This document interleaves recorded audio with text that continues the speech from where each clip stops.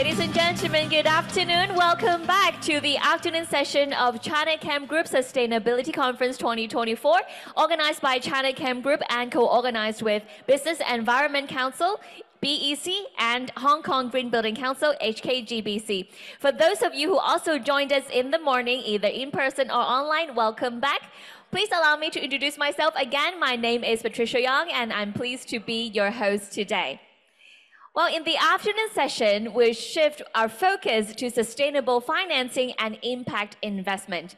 And without further ado, to kick off our afternoon session, please join me to welcome on stage Mr. Joseph Chan, Acting Secretary for Financial Services and the Treasury, for the keynote speech. Please welcome.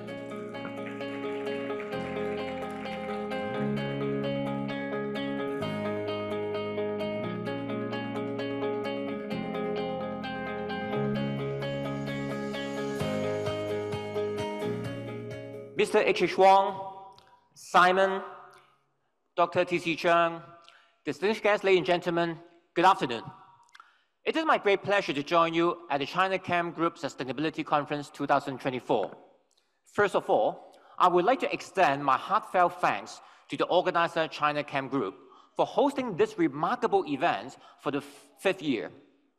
Today's conference, themed Integrating Sustainability Solutions Towards a Resilient Future, it's a key event featuring engaging speeches, insightful discussion, and valuable networking opportunities for all participants. This conference not only enhances accessibility, but also fosters collaboration among attendees on this very timely topic of exploring holistic solutions to tackle the interconnected challenges of climate change, sustainable financing, and impact investment. Here in Hong Kong, we enjoy a distinctive blend of advantages under the one country, two systems. On one hand, our core strengths include free flow of capital, a robust common law system, a simple and low tax regime, and a regulatory framework aligned with major international markets. On the other hand, Hong Kong enjoys preferential access to mainland China, the world's second largest economy. These dual advantages position Hong Kong as a super connector between China and international markets, between the East and the West. Hong Kong is Asia's leading international financial center, as we lead on various league tables in the region, including the amount of Asian international bonds issuance, insurance density, size of our cross-border wealth business, and also the size of the hedge fund business, etc. As Asia's leading international financial center, we are well positioned to channel investment to the green transformation of the economy in China, Asia, and beyond. Indeed, Hong Kong has already become the largest center for arranging green and sustainable bond issuance in Asia for consecutive years, accounting for 37% of the Asia market last year. The global demand for green capital is enormous. A market report estimated that annual climate investment would reach $9 trillion by 2030. To develop the green bond market, the Hong Kong SR government has led by example by issuing close to $28 billion equivalent in green bonds since 2019 under our government green bond program. We have issued in different tenors ranging from 1 year to 30 years, in different currencies including Hong Kong dollar, renminbi, US dollar, and euros, as well as with different types of offerings, including institutional, retail, and tokenized offering. These issuances provide benchmark pricing for potential issuers and enrich our sustainable finance ecosystem. And in May this year, the government expanded the scope of the government green bond program and renamed it as Government Sustainable Bond Program to cover sustainable projects and establish the Infrastructure Bond Program to raise capital for the infrastructure projects, thereby facilitating the early completion of projects for the good of the economy and people's livelihood. The depth of our sustainable finance is not only limited to the sell side. On the buy side, as of the end of June this year, there were 233 ESG funds authorized by Securities and Futures Commission, SFC, in Hong Kong, with a total asset under management, AUM, of 169.3 billion US dollars. The number of ESG funds and the total AUM of ESG fund grew by 19% and 8% respectively on a year-on-year basis. In addition to our scale and growth in sustainable finance, Hong Kong has also become a pioneer in developing new green financial products. The first Asia Green Bond Exchange Traded Funds ETF, the first offshore A-share ESG ETF, the Asia's first retail certificate of green deposits were all issued here in Hong Kong. Hong Kong currently has about 1,100 fintech companies. Such number grew by about 15% from last year. With our scale and growth in both green finance and fintech, Hong Kong is the perfect location for developing green fintech. Last year, Hong Kong became the first government in the world that issued tokenized government green bond, demonstrating that we recognize the importance of combining green finance and fintech to further improve the efficiency of channeling green capital to combat climate change. In March this year, we launched the prototype Hong Kong Green Fintech Map, which was developed together with the relevant stakeholders to provide one-stop information on the current status of green fintech companies in Hong Kong and related services, with a view to raising these companies' profile. And in June this year, we launched the Green and Sustainable Fintech Proof of Concept Funding Support Scheme to provide early-stage funding to support technology companies or research institutes conducting green fintech activities to collaborate with local enterprises to co-develop new projects in the market that can address the industry pain points. The scheme facilitates the solutions concerned to complete the commercialization and proof of concept stage and enables wider adoption of green and sustainable fintech solutions with potential in the business landscape in Hong Kong. The maximum grant for each approved project is 150,000 Hong Kong dollars. Well, green and sustainable finance is developing very quickly, and talents are crucial for its further growth. The government launched a 3-year pilot green and sustainable finance capacity building support scheme in December 2022 for application by market practitioners and related professionals, as well as students and graduates of relevant disciplines. After completing eligible programs or accomplishing relevant qualifications, applicants can apply for a subsidy of up to 10,000 Hong Kong dollars. As of this September, there were 73 eligible programs and qualifications, and over 4,100 reimbursement applications had already been approved. Ladies and gentlemen, the government will continue to work with all our partners and stakeholders, including all of you here today, to promote the development of green finance while strengthening Hong Kong's status as a leading international financial center, which ranks third in the world and first in Asia under the Global Financial Centers Index. Let's continue to foster collaboration across our markets, and together we can harness the potential of Hong Kong's green financial ecosystem for driving towards a sustainable future in Hong Kong, China, Asia, and beyond. On this note, I would like to once again thank Chinachem Group for organizing today's conference. Thank you all for being here today, and I wish you all a fruitful and inspiring conference. Thank you. Thank you very much, Mr. Chan. Please remain on stage for the following group photos. We would like to now first invite Mr. Wong Hong Han, Executive Director and Chief Operating Officer of Chinachem Group, on stage for a photo with Mr. Chan. Thank you also to Mr. Chan for gracing our event with your honorable presence today. Right now, please be ready for the cameras at the front. Please hold. We'll take a few photos.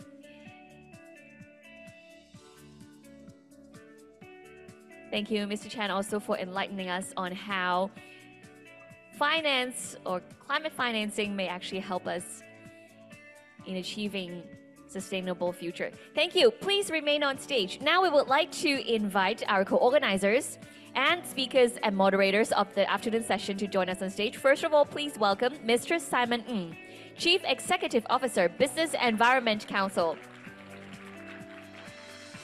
Next, let's welcome Dr. Zheng Tin Cheng, SBS, Chairman, Hong Kong Green Building Council. Next, may we have on stage Professor Christine Low, SBS JP OBE, Chief Development Strategist, Institute for the Environment and Division of Environment and Sustainability, Hong Kong University of Science and Technology. Next, may we invite Mr. Eric Hui, Chief Executive Officer, Zurich Insurance Hong Kong, Chairman, Zurich General Insurance Company China. Please welcome Mr. Hui.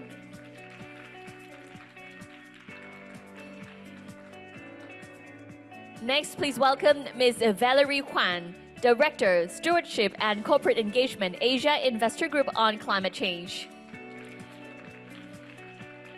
Engineer Harry Lai, BBS, Executive Director of Hong Kong Green Building Council.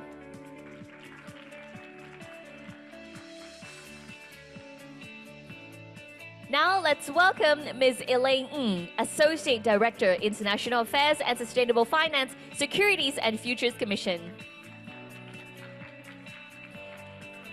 Joining us, we also have Ms. Tracy Wong Harris, Executive Vice President, Hong Kong Green Finance Association.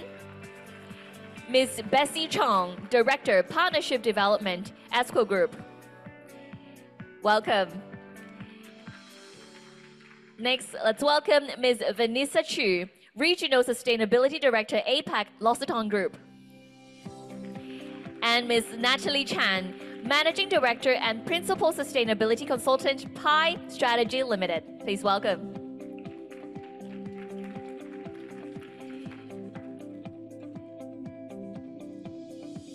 Now, would all the guests on stage may make one step to your right, and that we can get a perfect photo. All right, thank you very much. Please smile for the camera at the center. On stage, we have our speakers and moderators for the afternoon session, as well as representatives of our co-organizers.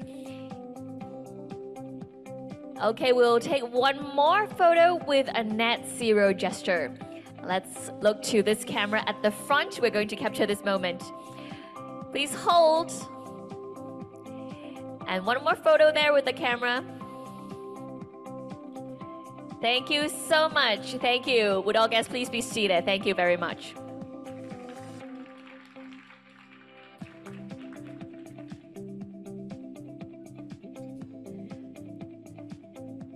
I'm sure we're very excited for the program this afternoon. We're going to be enlightened by our speakers and our panel members for our panel discussions. Next, our speaker is going to share on the topic Integrated Climate Action, Sustainable Financing and Impact Investment for a Resilient Future. Please welcome our speaker, Mr. Simon Ng, Chief Executive Officer of Business Environment Council. Please welcome Mr. Ng.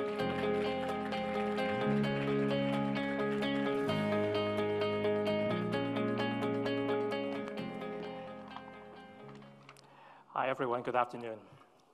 Esteemed speakers, distinguished guests, ladies and gentlemen, it is my great honor to address you today at the Chinachem Group Sustainability Conference 2024.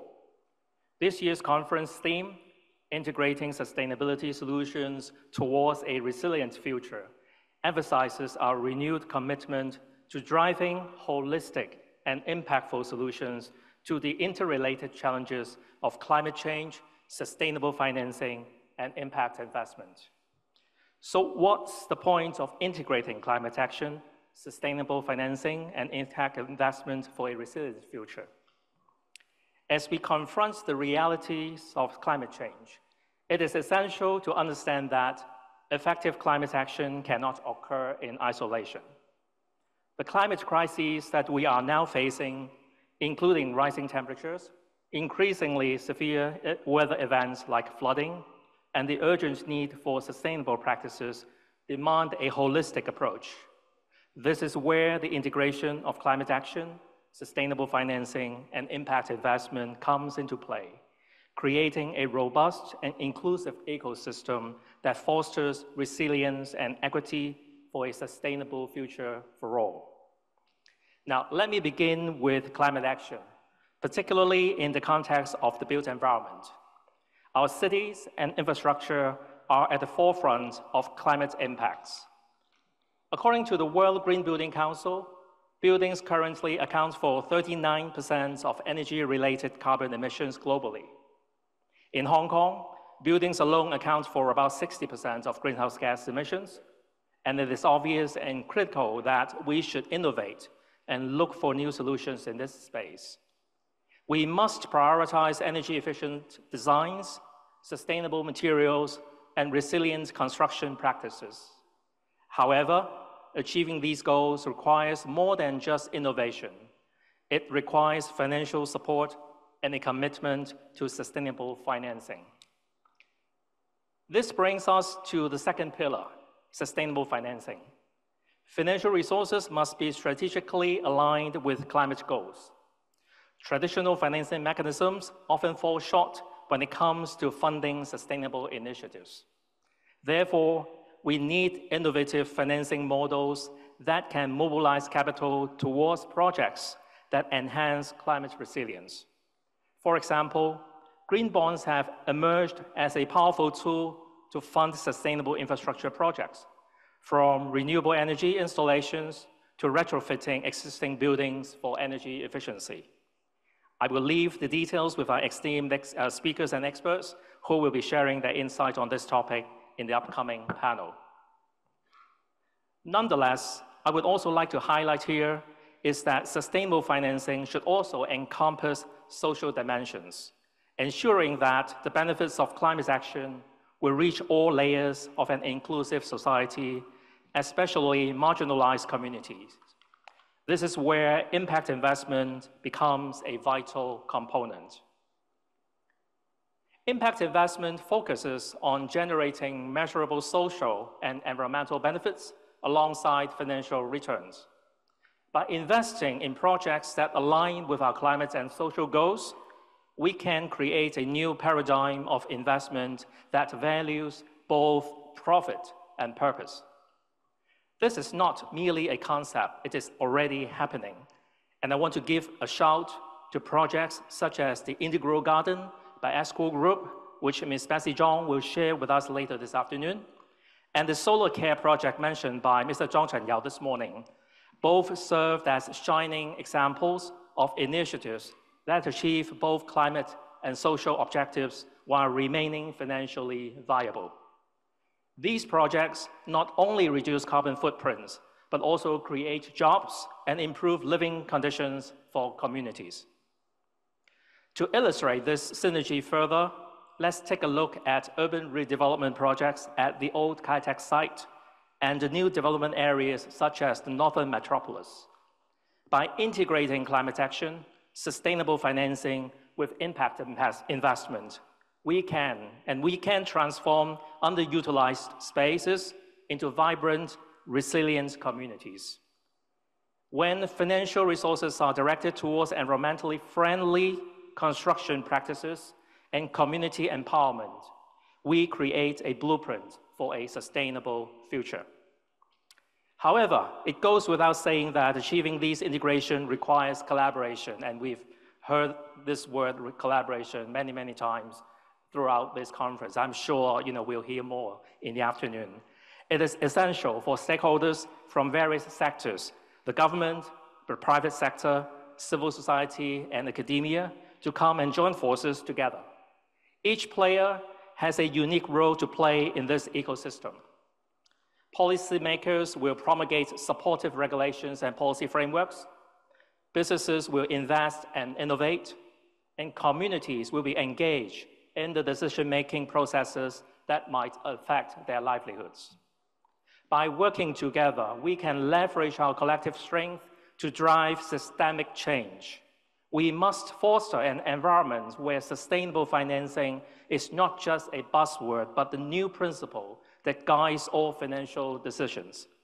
We need to create platforms for dialogue and collaboration, allowing us to share best practices, learn from successes and even failures, and innovate together for creating a sustainable and livable world for our future generations.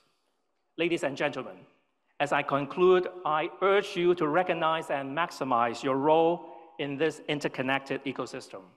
Whether you are a business leader, a policymaker, a professor, an advocate, or a young innovator, your actions will help foster a resilient future.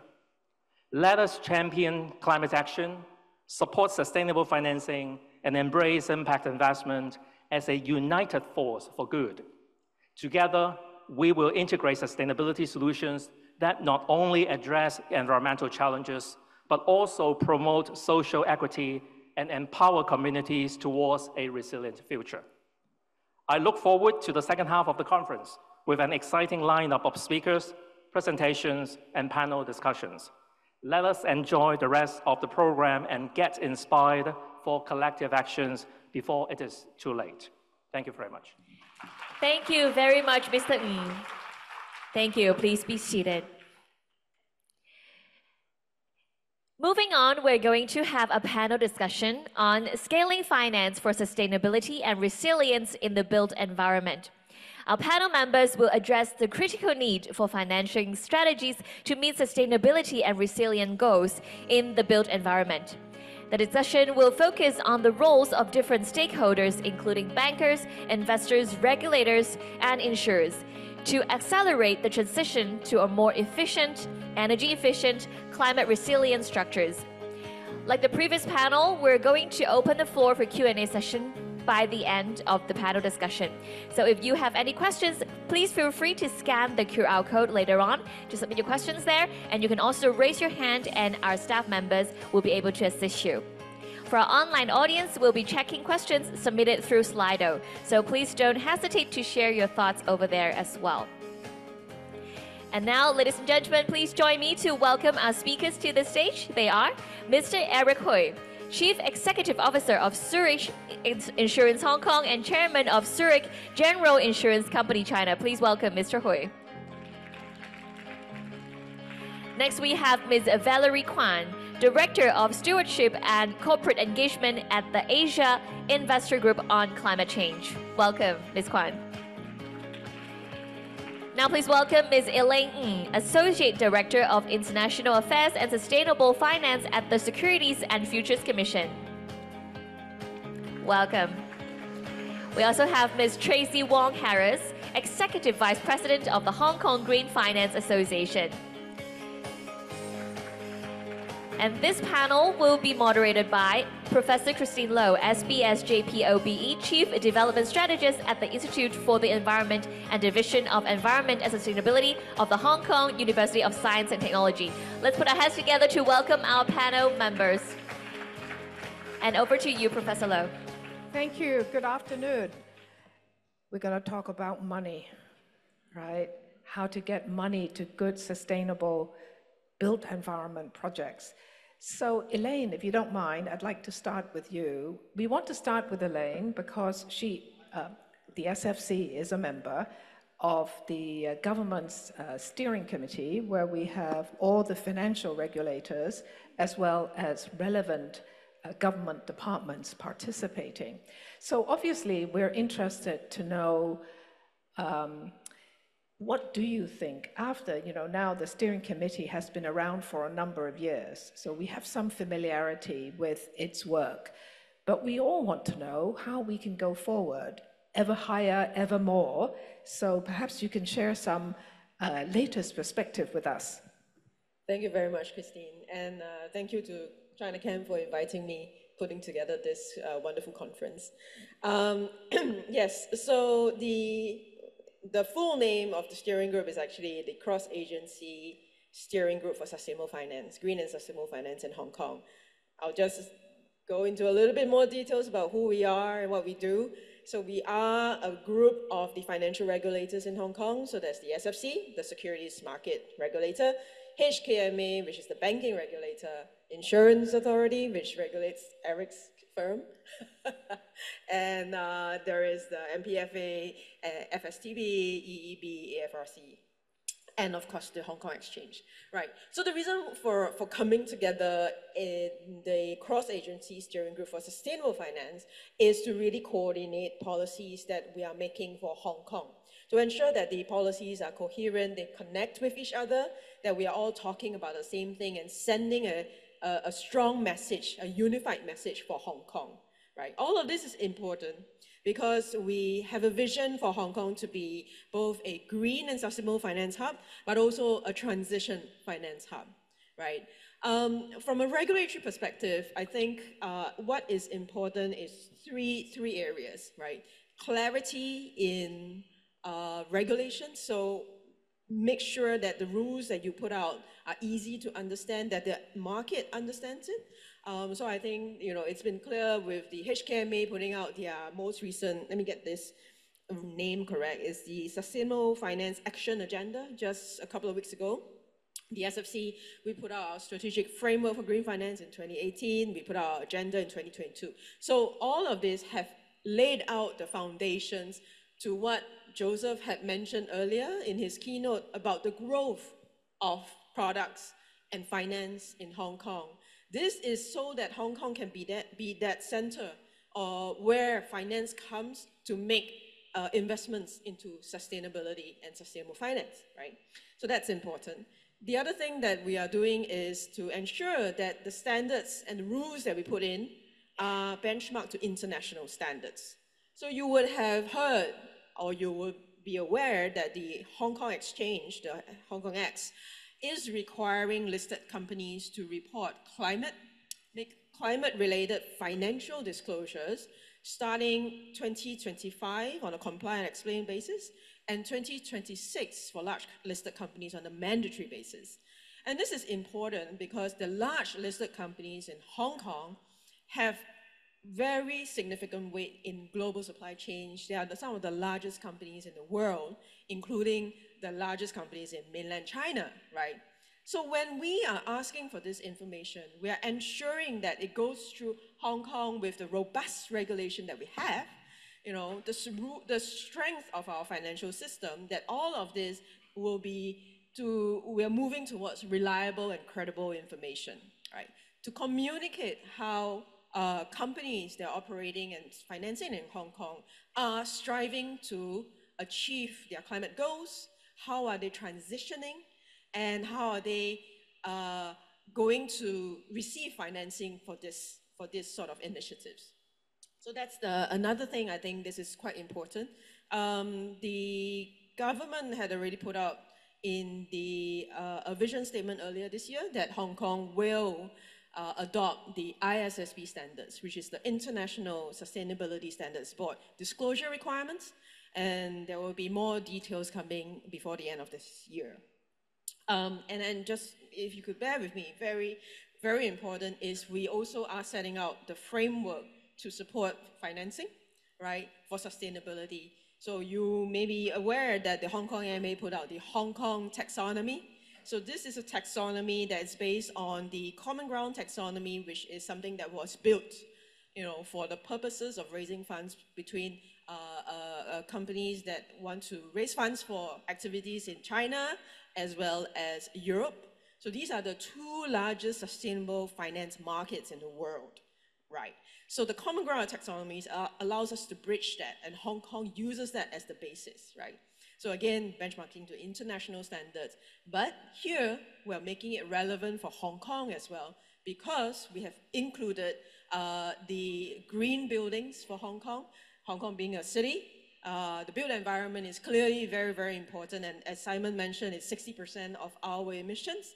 So the Hong Kong taxonomy will also help, you know, focus the attention on what needs to be done in Hong Kong to help Hong Kong move towards our goal of carbon neutrality by 2050. Sorry, that was a very long way to answer your question. I hope that was sufficient. Well, but you ended in an excellent place for now, because I'm going to push this panel to really think about how we actually do it. And you're completely right. This audience, built environment audience, know better than anyone else the aging buildings that we have. We need to decarbonize. We need to think about, as Simon said, maybe some of the social aspects. So obviously, if we have an aging demography of our buildings, that's not going to be good for the well-being, right? So we'll come back to this, but I do want to ask each one of you on the panel to think about our local companies, right? Because how do we raise money to do that? My understanding is the government does not believe it has the money. And secondly, there's also a belief that we might not get the private sectors, the people who own the buildings, to really do that. So how do we break that? But perhaps I can go to Valerie. Valerie, in a way, you're working with big investment funds. How do they look at what we might be able to do locally here to scale up?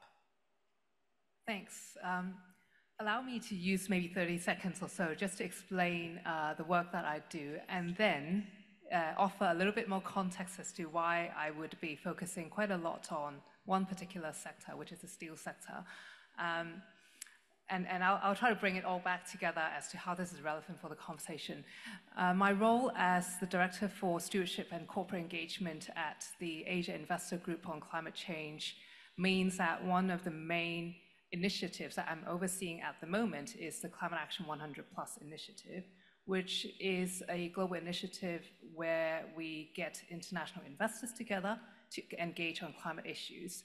And we've selectively identified a list of high emitters globally, cutting across key emitting sectors in the energy sector. So there are oil and gas companies, coal miners, chemicals, industrials, transportation, and so on. And so the industrial piece is the most relevant in today's conversation, because when we think about the built environment, the most relevant sector amongst all of these high emitting sectors would be the resource to put buildings together, which is steel.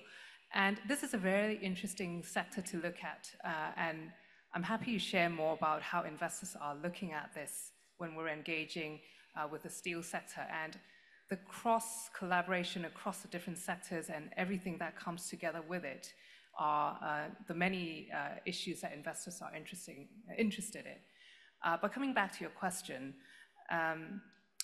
investors' views as they engage with companies to start with is that it truly goes beyond just a conversation between the investor and the company, because there are certain times where the company's ability to change the environment is limited, and they will need to mobilize also policymakers.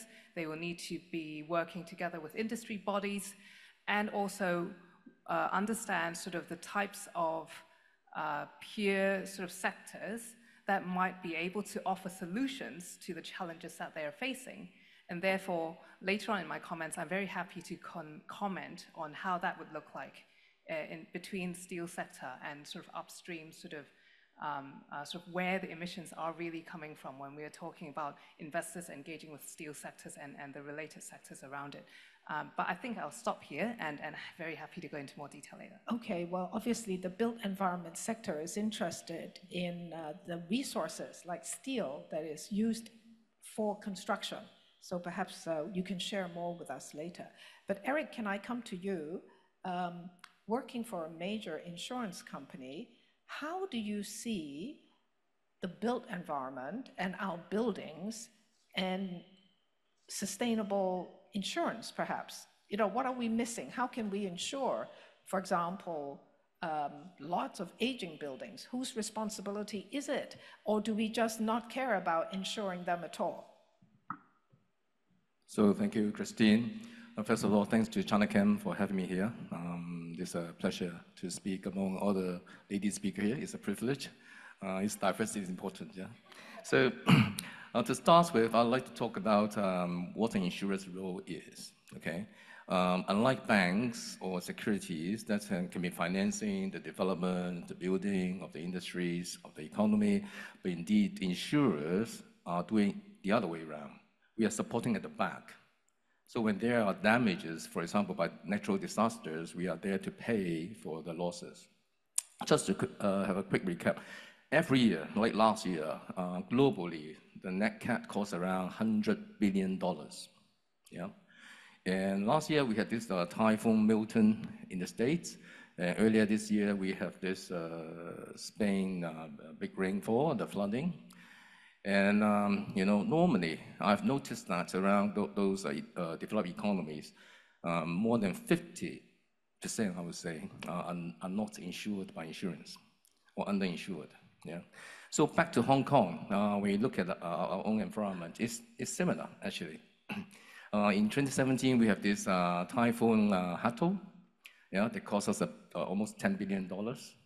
And then we had Mangkhut, yeah, I think we all remember that, also close to 10 billion. And last year, we had this very big black rain. It was not too bad. It was about, I think, $1 billion as an estimate. Again, they are not fully covered by insurance. So what do we see here? There's a gap, certainly, yeah. But Christine just mentioned about some aged buildings, something that may not be insurable, something very vulnerable to weather. So how insurers can work on this to protect our economy. So I've got some points here. I would like to go through it a bit quickly.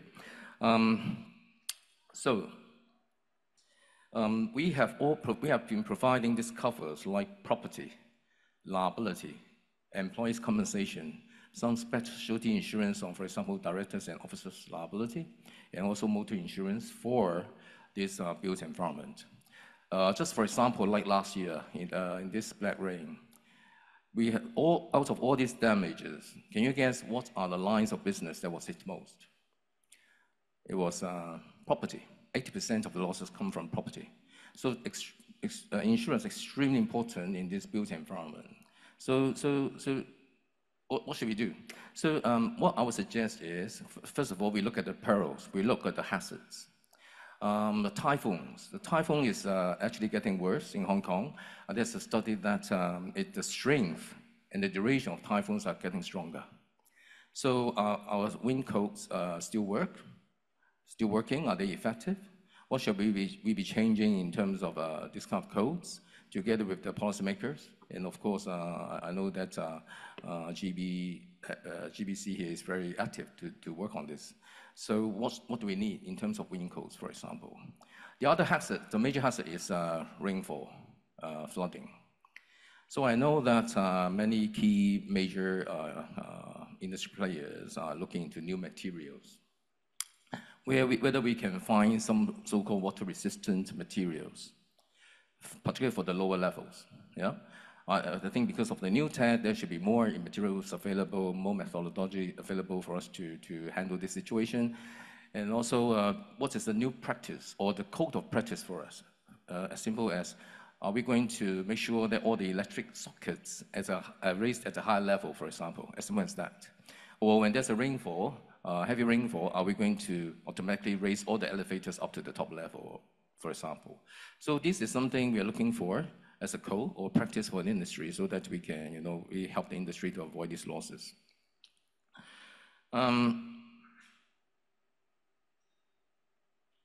And one key point, exactly on what Professor just talked about, I think all this built environment or related industry, we have to do an overall evaluation of all the portfolio so that we can really have a plan, an action plan on the retrofitting.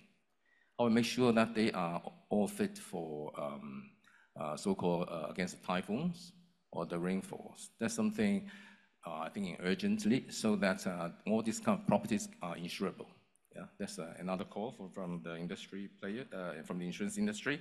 And some big players like Chinachem, again, I think they are always exploring some new methodology in the building. Yeah. And we have been actively looking at this kind of modular units. In Hong Kong, we call it MIC. Yeah?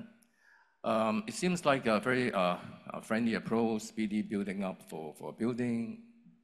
But what are the actual risks associated with this kind of methodology, building method? Right now, I would say in the industry, unfortunately, we are very competition-driven, very price-driven. Insurers may not be really able to study or learn about the change of the risk profile of this kind of new methodology. So I do urge that the industry players, together with the insurers, we can really sit down and look at the risk profile.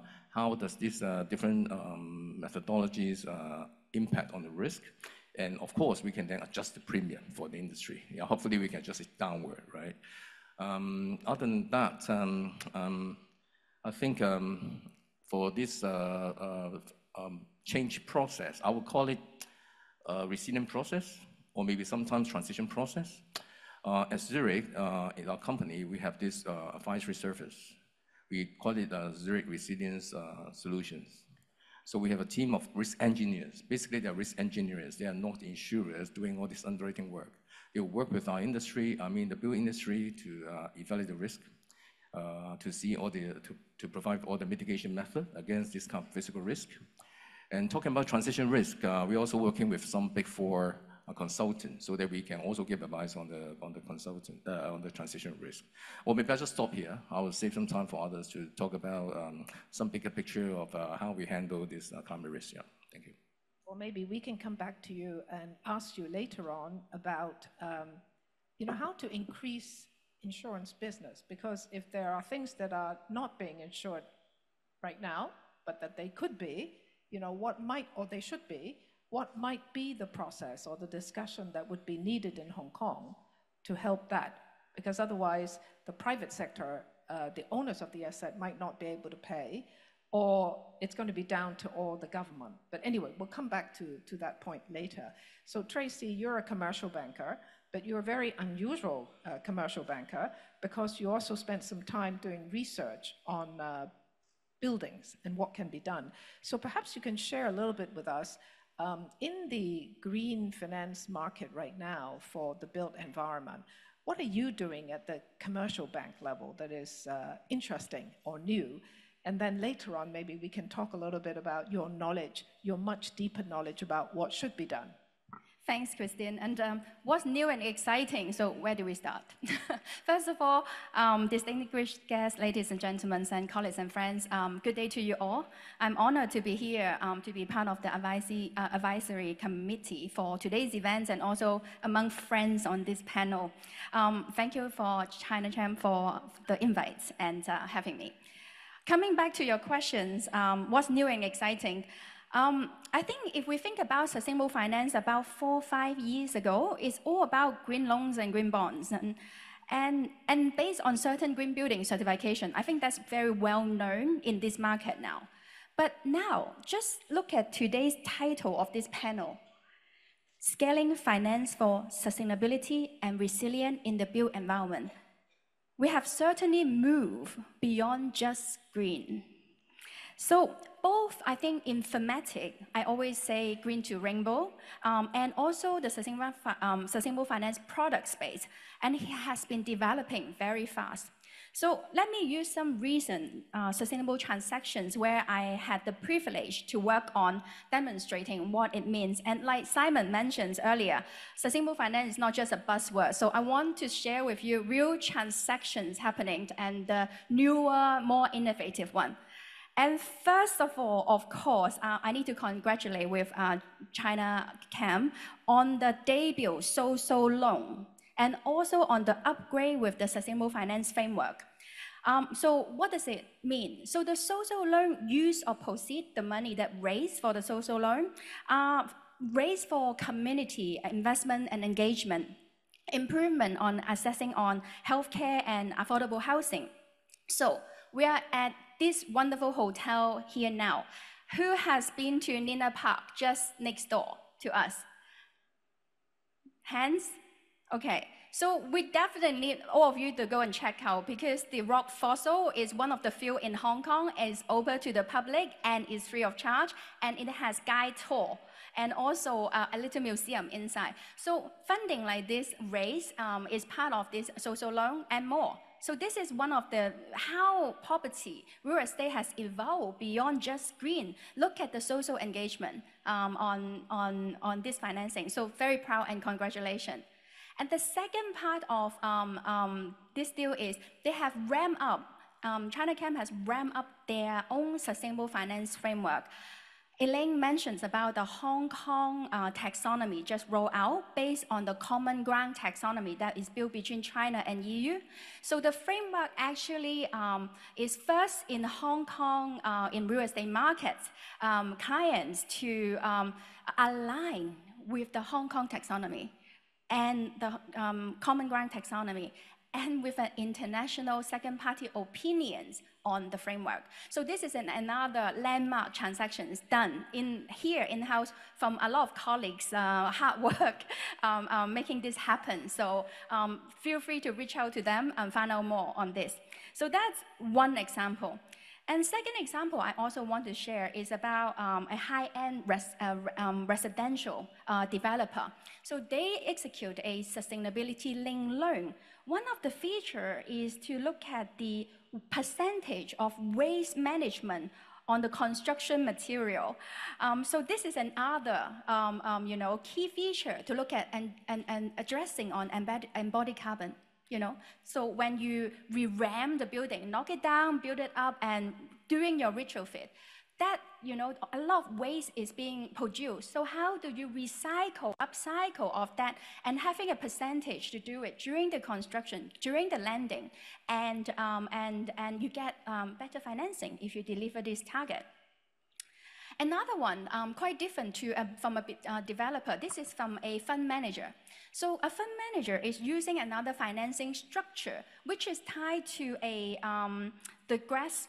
I think we have some colleague here from GRASP, which is a benchmark tool looking at a portfolio of real estate assets on all the elements of E, S, and G. So this is kind of the evolution, move beyond just green building certification. Last but not least, one more example. I want to go back to Valerie on steel. So it's very important when you build building, you need material, you need concrete, you need steel.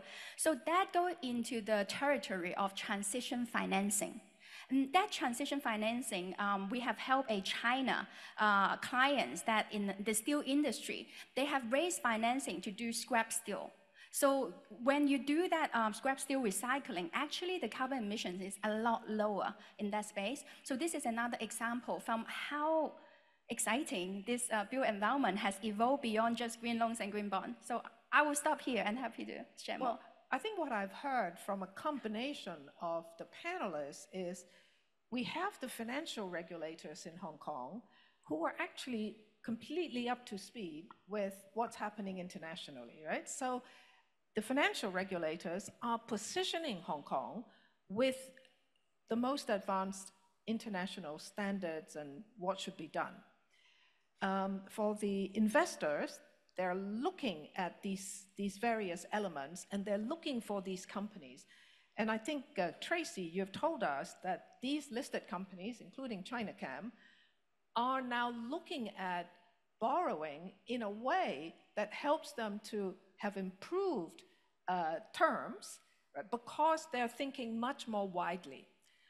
Now, thinking along this line, if we're thinking about how to release even more financing for Hong Kong as a whole, because I suspect what we're happening here is it's still a relatively small pocket of people, right? How can we, or what process do we need to have to start what I would call the 2.0 discussion? Because you've just also shared with us the traditional thing, green bonds and so on, actually everybody now knows, right?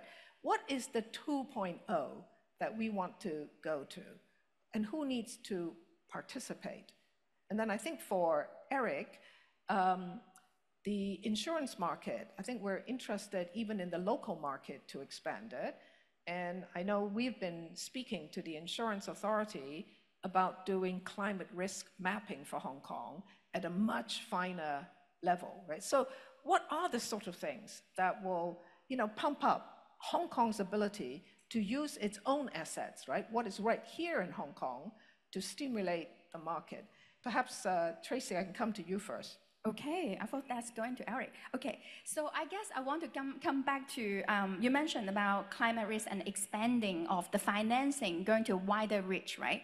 So earlier I mentioned about green to rainbow. So how that thematic has evolved from green to social to sustainability, the mix of the two, with the last 3-4 years, with the massive growth from sustainability lane to transition finance. But what more? So we have now, like even hearing today's panels on resilience and adaptation. So in this space, we want to definitely, and being in Hong Kong, we're prone to typhoon. I think we have one coming this today. So I think of the adaptation and resilience, how do we actually accelerate the money going to this space? So from that perspective, we have issued a guideline on adaptation and resilience for investment.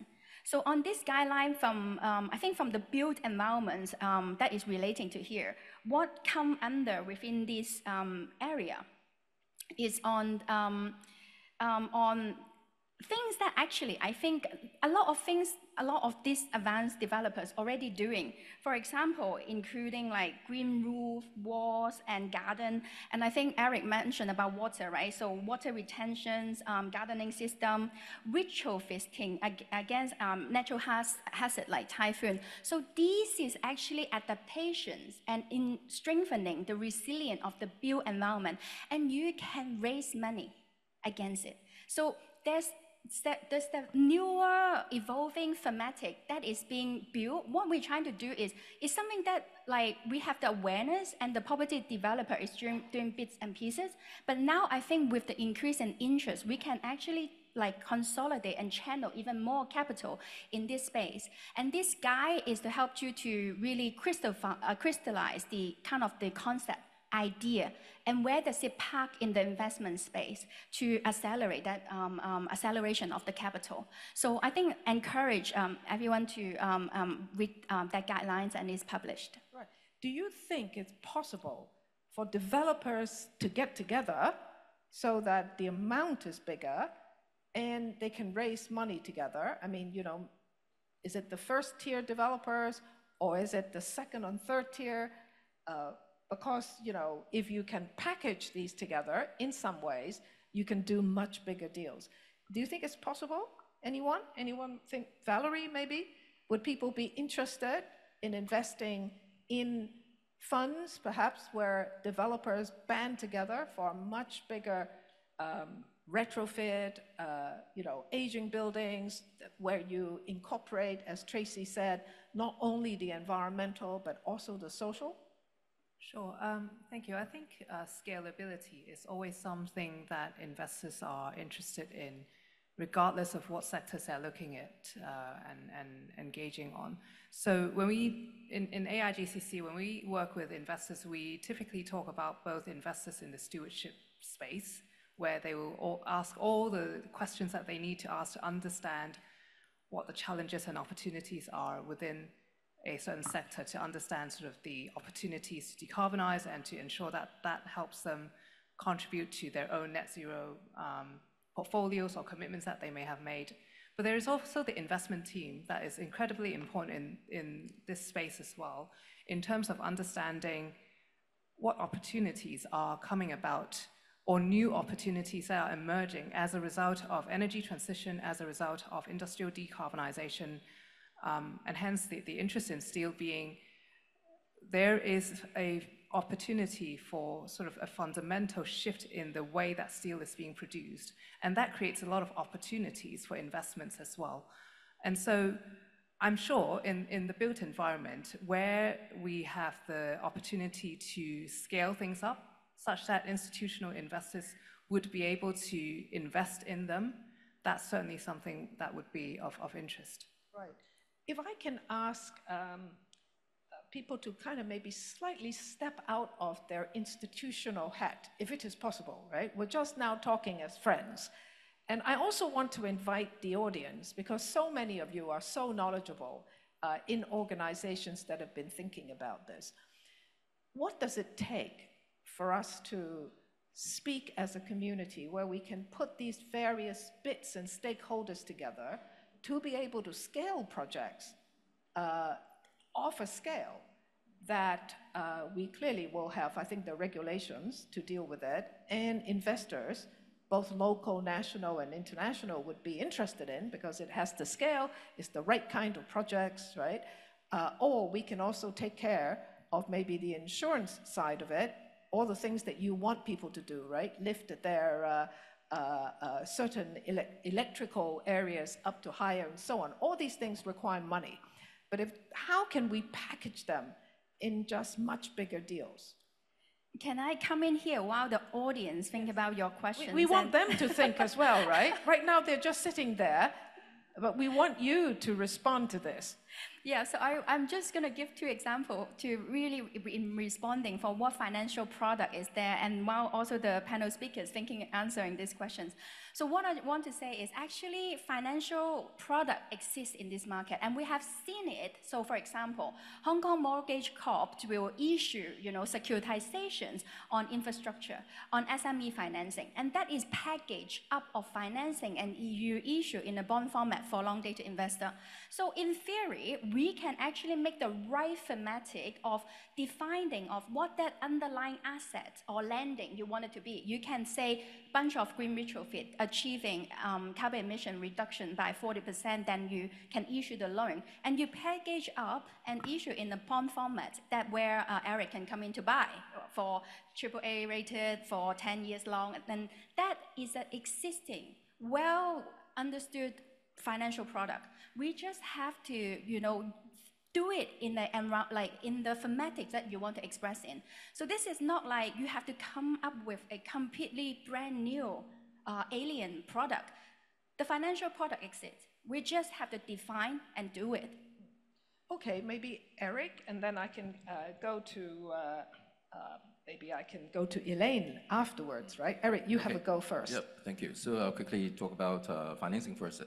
Sorry to go back to institution a bit, or as an industry. So right now, there are 2 immediate things that we can do. First of all, the insurance industry is actually working with the insurance regulator, insurance authority, for allowing a so-called a lesser capital requirement for writing infrastructure that is green. Okay.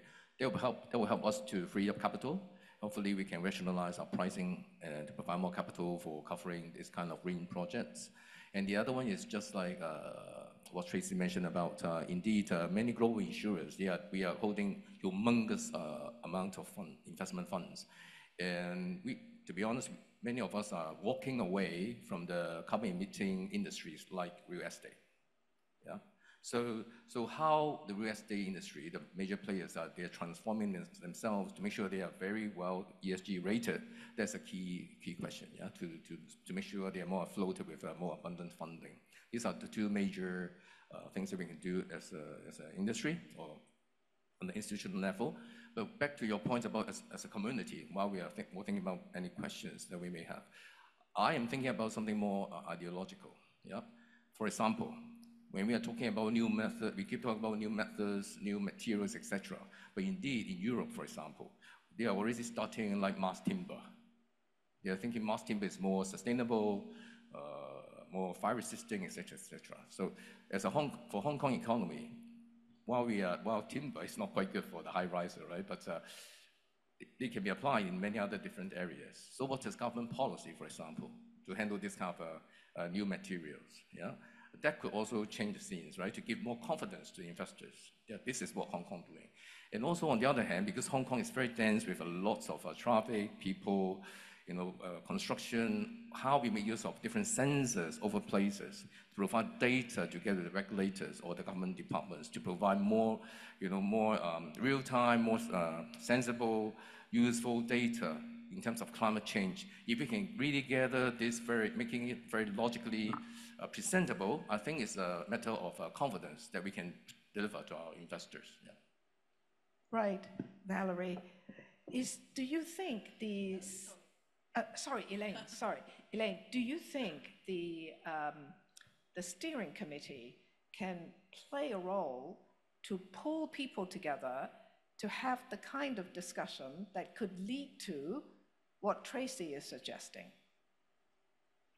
That is a good question. Yeah, because it's not a commitment, yeah. Right? It's not asking them to commit. But there is something about the power of regulators and government in convening. And I have always called this a freebie for government, right? Because if they call you up and ask you to come and discuss some issue, everyone's going to show up, right? And you have the option of whether to adopt any ideas or not, right? But the fact that you are there you're willing to listen or you're willing to host and gather ideas. Very, very powerful. Do you think we can maybe get the steering committee to play some role? Well, I think, in fact, we will be doing more of that. So in 2025, some of the projects that we will be looking at will obviously include the support for companies on disclosure.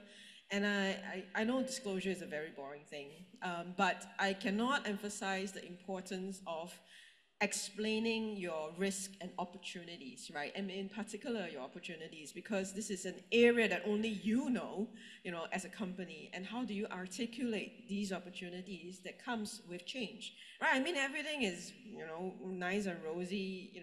The innovation, the process for opportunities actually is much reduced, right? It's only when it's changed, then we have more. We will also be looking at transition financing and transition planning. And the interesting about transition is that it's also very company-specific, sector-specific, and even location-specific. So in order for us to basically push this a little bit further, we'll have to engage with the industry sector by sector.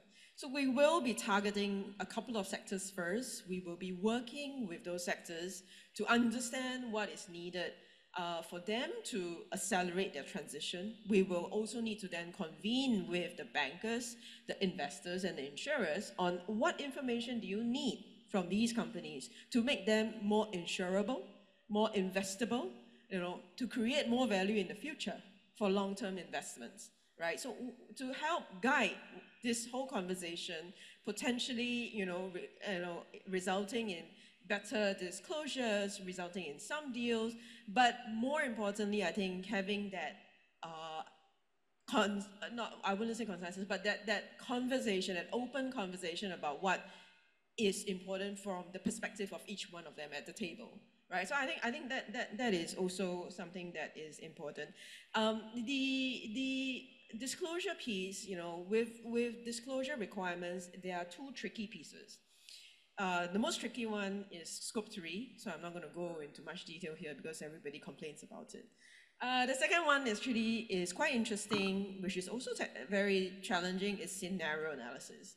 And I wanted to go into this a little bit more because of what Eric was saying, right, about insurability, right? If you know that you are going to face with certain risks, and you know about this through modeling, through scenario analysis, for example, then you can better prepare yourself, prepare your business, right? Build your resilience around some of these potential scenarios. This will make you more attractive to investors who are willing to put money with you for the longer term because they know their money is going to be well managed, the risks are well managed, and over time you can either preserve value or potentially create value, right? The banks will be more willing to give you will give you loans because they know that you have the ability to protect yourself. And then it's the same with insurance as well, right? They don't want to insure somebody who doesn't make any sort of preparation at all because at some point that risk is going to come and they will have to pay up, right?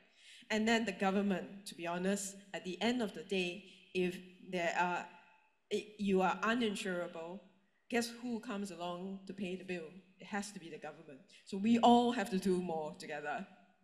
I think from the government's point of view, it must be to their interest, right, to ensure that there are more products for insurance so that they don't have to end up taking it all up themselves. But maybe I can pause here. I'm now getting many, many questions from you. So what I'd like to do is really ask you to ask the question. I have a question here that was as answer to Professor Lowe's question. May I ask who it is who asked that question? I want you to ask it yourself. Yes, who's the person who asked that question? You wrote to me, answer to Prof. Lowe's question. Who's that person? Wait, 係邊個啊? Huh? Grace. Okay. All right. Is it possible to have, yes, the microphone there, please? Grace, please ask the question directly. Okay, I thought I'm going to ask the question anonymously. And the gentleman next to you, he has to say something too later on. Okay. So please, Grace. Let me try. Yes, good afternoon, everyone. Thank you, Christine. Thank you, the panelists. In fact, your question is, how the two sectors actually could work more together in order to scale sustainable finance for the built environment. So my suggestion is that there are many standards, frameworks, and also methodologies used in ESG disclosure for performance benchmarking, and etc. And in fact, it does create, a bit of burden for companies, for businesses, and also some of those methodologies or tools that was launched quite, in a very short time frame, need some time for the building sector, to get used to, and some tools like those decarbonization pathway may be seen as a bit imperfect, from technical perspectives. So my suggestion is whether we could really consolidate a bit this kind of standards, methodology, framework, etc., for building sectors, and also make it easier for the company to adapt or adopt these standards, and also make it, like I use the terms always used by the finance sector, interoperable between building and finance sectors. So that's my suggestion. Right, thank you. The interoperable, right? I think we're trying to get there. Whatever vocabulary we're trying to put together, I think the idea is something like that. Would anyone like to comment on that? Maybe I'll, yes, please. I'll talk about it a little bit first. So actually, exactly to Grace's point, right? Next year we will be doing some very targeted sort of capacity building activities with the construction industry. So it might come as a surprise to you because we haven't actually really reached out to you, but construction is not the same as built environment. Yes. Is it just construction? No, so actually it was supposedly the real estate industry, right? So not necessarily construction, but construction plays a big role in it, right? So you heard it here first. So we're going to do more. We'll reach out. We want very specific and targeted, useful capacity building. We're not going to talk about what the ISSB is, and in principle, what should be disclosing. No, we want to know, we want to go down to the details of you are in the real estate sector, in this particular sector, what are the tools you have that are available out there now? What is the feedback to those tools, for example, and how do you use those information, use those tools? How do you disclose them? And we put the investors in the same room to say that, okay, this is useful and that is not useful. So that we can stimulate, some sort of more reaction from there. So that is coming, and I will reach out. All right. Well, Valerie, you would like that, right? That the investors are going to be, so everybody can hear from each other. What are the expectations and the needs? Yes, certainly. And I'm keen to share my views on sort of how I view collaboration and the roles of different parties, how they come together as well. Because yes, certainly investors, we always emphasize that we can't certainly make them experts in built environment overnight, or the many other sectors that they're engaging with. And so in the context of good collaboration for standards that are truly sort of interoperable and applicable for the sector, bringing in not only the financial regulators, but the industry policymakers as well, so that there is that industry view, the industry bodies, the companies, just having that broad brush sort of applicability and feedback coming from not only investors, but all the various different stakeholders as well. That's critically important. And I'm not necessarily talking about bringing them all together in the same room in the same instance, but having these discussions and trying to echo them off different groups sort of very purposefully over time as part of the consultation process. I think that's something that investors are sort of going outside of the immediate zone of having these dialogues with companies and sort of really going into that policy discussion. So that's the area that we're trying to support our investors in doing a bit more. Well, terrific. Eric. Yes, I think this interoperability and the collaboration that Simon talked about is a must.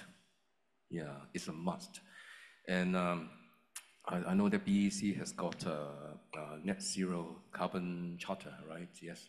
And indeed, the insurance industry has also, I mean, the local one has also got an insurance climate charter. We should talk. Actually, we are organizing some talks here through UST as well. So I think we have to work on how to manage risk, how to manage data. Yeah, there's something in real sense. I don't mean talking on thoughts, but in action. And the next thing is the next thing is about the target. Again, this operationability is foreseeable, or there's reference for us. You know why? Because in UK, for example, in 2025, they are already starting to make sure all the new housing to be net zero. Yeah, they're very ambitious. They're very ambitious, but think about it, they can do it. Yeah, of course, I'm not suggesting a very aggressive timeline for Hong Kong, but they can do it. Can we do it too? Right? So go back to your question about operability. I think it's operable. Yeah, that's it. Maybe I put it into perspective why interoperability is super important. Apparently, the latest I heard about taxonomy in the market around the world is already 200, 300 taxonomy, whether they publicly disclose or they do it themselves. When you have so many taxonomy, you might just not have them. So that interoperability is very important. But Christine, I want to go back to my wish, because you asked like what we wish to see, right? So imagine this platform exists. This platform, it could be GFA, BEC, or, the association put something together. But I want to call out something that in the built environment is still very sticky and not being addressed, and I feel is beyond private sector money can solve, which is we understand that aging building you mentioned, the residential building in Hong Kong, that addressing on the multiple ownership issue is beyond money can do. So I think from policy and incentive perhaps that where we need to enhancement of policy on perhaps like increase the frequency of the building examination and embedded energy efficiency and water efficiency when we are examining this residential old building is essential from policy and government perspective. And also changing people's mindsets, right? This is important. Not to say that give them money to do change an aircon is important, that to change the world, but to have some incentive to trigger the public, general public. This is important and it make economical sense. That's also important. So I think from carrot and stick to really address this issue, because I think in this room, we talk and sing and seeing really good progress in the commercial market, but not in the private residential, because there's no means of money can go into revamp a building that have 400 flats owned by 20 people in the committee that not interested. I guess what it is it's a long-standing problem that we all understand. And what we have done so far is to say, let's do the easy bit first, right? And we think the commercial sector is obviously the easier bit, but it is going to come to some stage where we have to deal with the more difficult bits, and most of them are residential buildings, right? But that requires something entirely different in how we organize the discussion in Hong Kong, the kind of promotion, because I suppose what we need is actually owners putting money out, right? But there could be some kind of trigger that helps them to think about whether it's worthwhile for them to put that money out. And a lot of people, at least I think in the middle class, have some finance. So what is it that triggers for them to be willing to do that? But that's a very different kind of discussion. But I think what you've told us is it's needed, yes? Please. I wanted to maybe raise an example where it has been successful. The government was giving out financing for EV installation, charging installation, right? So I'm sure some of your estates have also applied for this grant. So I think it was particularly successful, and I think having the infrastructure in place is actually critically important for EVs to take off. So something like that I think would also be helpful, right? Part of it is going to be financed by some sort of public money, and then after that, it spurs the interest in public, and then it urges people to do a little bit more. And there's a bit of urgency, right? Because the money doesn't last forever. Everybody's like, I have to get it first, and I'm going to get it all. You know, a little bit of that is important. So that could be worthwhile thinking about. Well, we're getting a bit more imaginative now, right? You know, to say what we can look at. But let me make sure that we ask a couple more questions from the floor. There is someone who wants to ask about social screening, right? Social screening criteria. Who's that person who sent that question to me? All right, to promote sustainable finance, we will soon have green taxonomy, social financing. Who's the person? You know, you sent very long messages. So that's why I want you to ask your own question. Yes? Yes? No? Yes? No? Well, I'm not going to ask that question then, because I have so many questions here. There is another question that has just come in. Which will result in less carbon emissions? Is this a kind of trick question for them? I think we can ask the floor. Yes? Who put that question in? Yes, please? Please? Lots of questions. I mean, you know, I have a whole list of questions here. The question is about which will result in less carbon emission. We're talking about the aging buildings, right?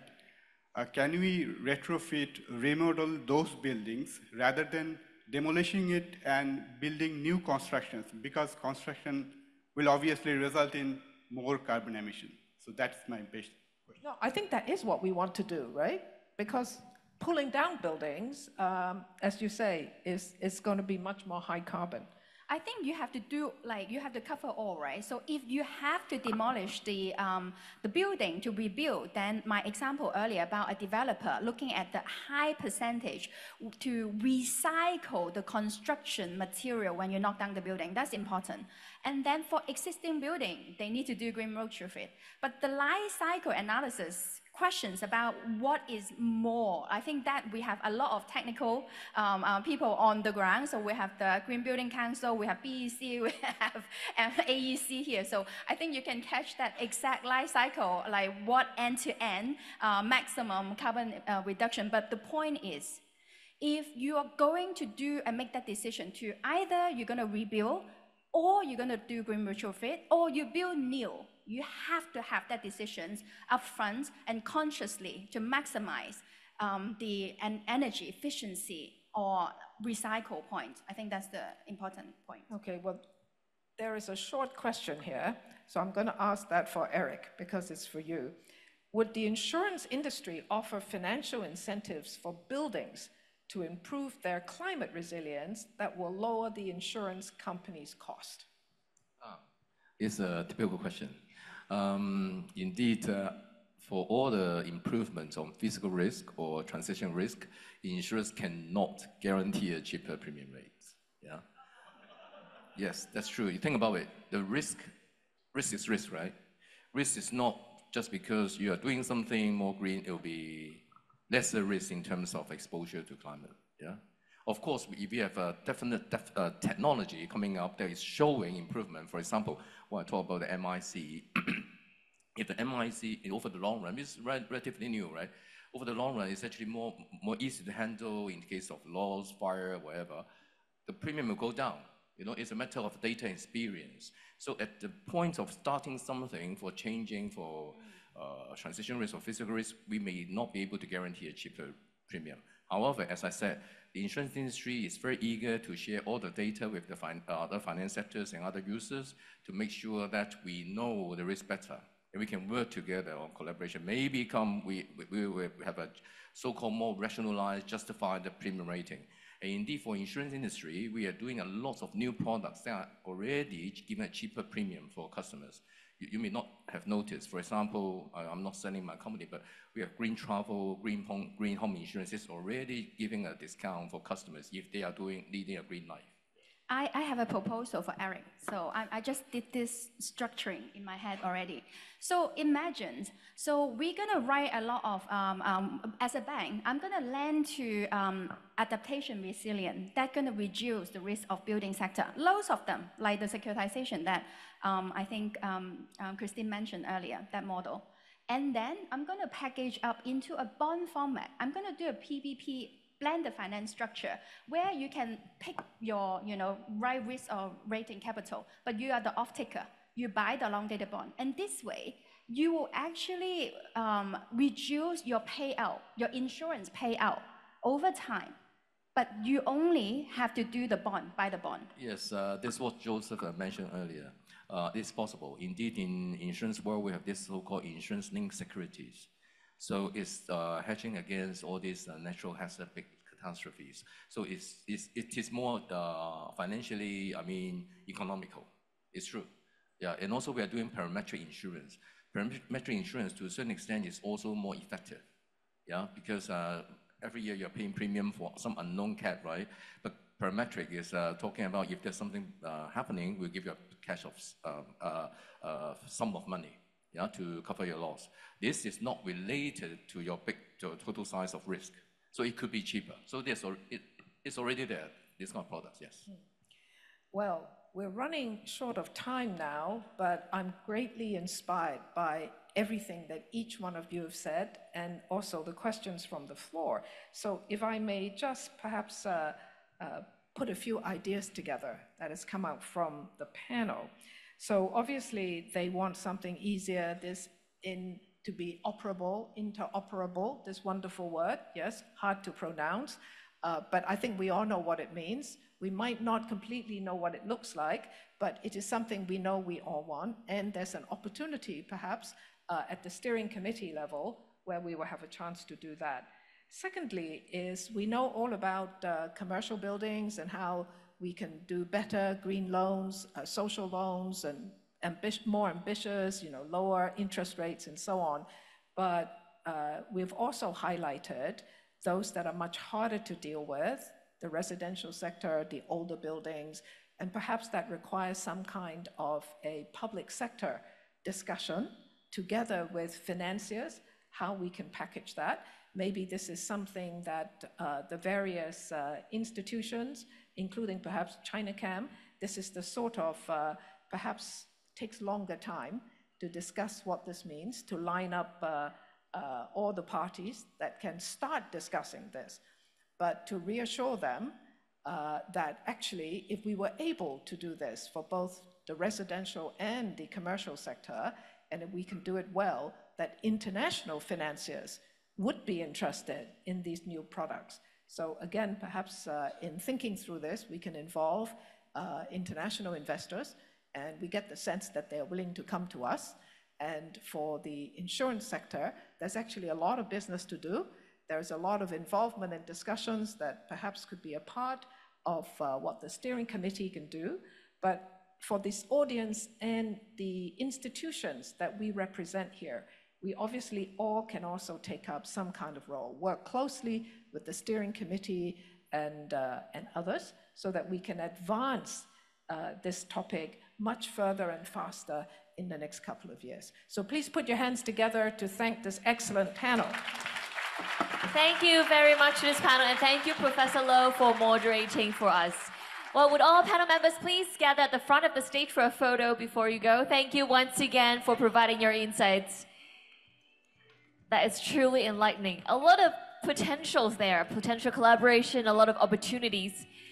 Surely we want to find ways that will help us to synergize, to work together, and in the long run, to really help us in creating a sustainable and more resilient built environment. Okay, one more photo to the photographer there at the center.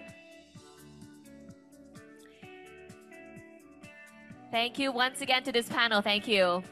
You may now proceed off stage and be seated. Thank you. Once again, ladies and gentlemen, let's put your hands together for this panel for their sharing. Thank you. Very fruitful discussion there.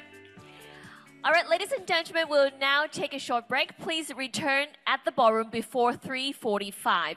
If you did not register before coming into the afternoon session, please do so at the registration counter. Please note, only registered participants will be eligible to record your attendance for CPD hours, all right? So please make sure you register at the counter. A reminder again to our guests, we're offering guided tours of Nina Park after the conference, where you can learn more about the park's unique features. If you haven't registered for the tour yet, you can scan the QR code on the screen and sign up. Don't miss the opportunity. Please also make time to visit the 3 booths that we have showcasing the latest trends in sustainability, together with 7 startup companies as well. For our CCG Hearts members, don't forget to scan the QR code at each booth to redeem extra CCG Hearts points. We'll see you at 3:45. Thank you.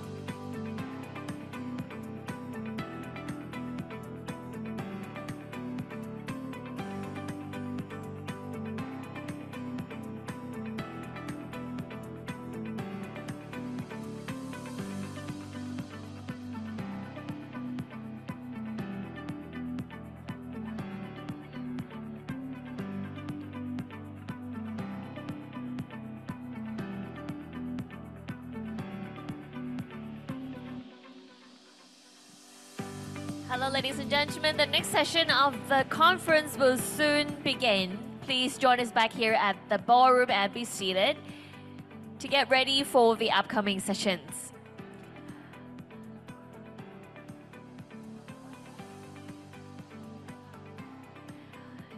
各位來賓，我哋下一個環節咧即將開始啦，喺度咧先邀請大家盡快返回會議廳就座，亦都準備好我哋接住落嚟環節嘅開始。同一時間提大家可以先將手提電話調校至靜音模式，多謝各位嘅配合。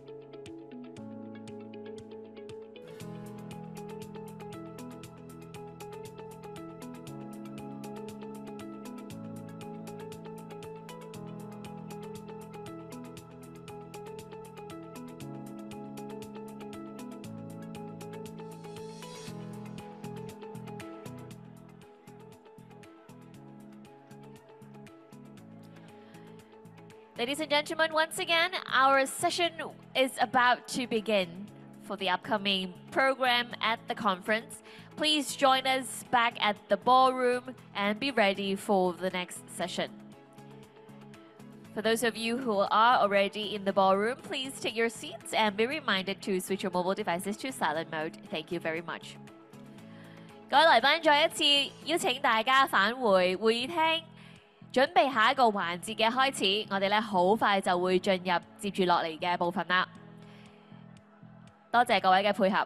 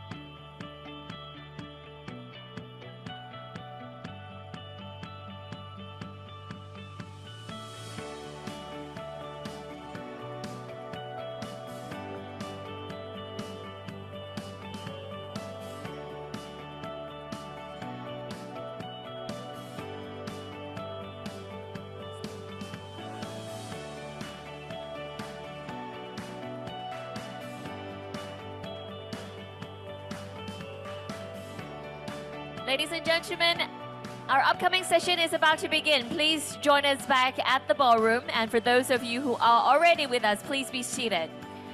各位來賓，我哋下一個環節咧，即刻就要開始啦！請大家盡快返回會議廳就座。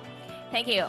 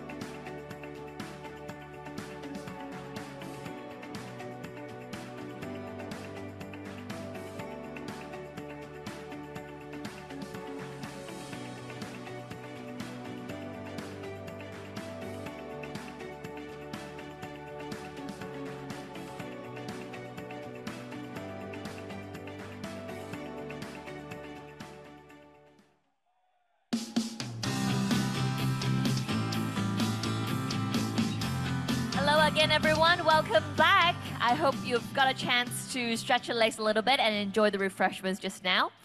Well, we're going to proceed with the next session of our program, where our speaker will enlighten us with her very own experience with the topic, Integral Asquel's Sustainable Development Garden in Perfect Harmony with Nature.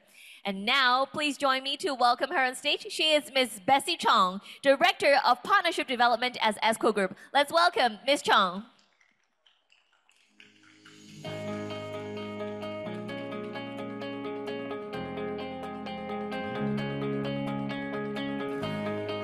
Hello, can you hear me? Okay. So good evening, good afternoon, everyone. I'm kind of a little bit nervous. So today it's my pleasure here to share with you our integral experience and also our journey of sustainability using Integral as a showcase. So for those who are familiar with my company, you know that Asquel is one of the largest clothing manufacturer in Hong Kong. We are managing the whole vertical supply chain. But in the past few years, we work very hard to reposition ourselves as a global knowledge-based innovation company in the fashion industry. So our vision is to making a difference by two means. One is to tackle the climate change, and the other is to narrow the wealth gap. You know that people will say that, oh, the fashion industry is the third largest polluted industry in the world. So what we can do with that?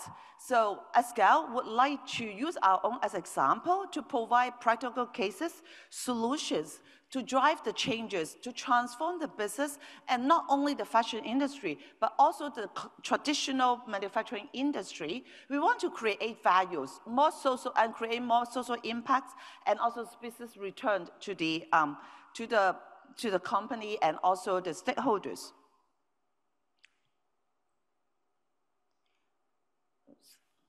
Okay, I'm going to skip that because I have a lot of slides.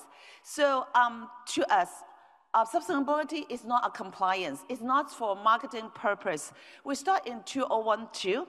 We established the first Sustainability Council. We adopt a more holistic approach to define sustainability, including people, planets, products, and community. And to us, sustainability is not something very new. And we start our first sustainability forum 20 years ago.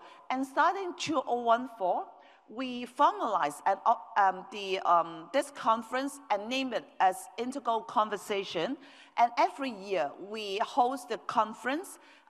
This is a platform to gather people from different industry together to think some innovative solution to drive sustainability.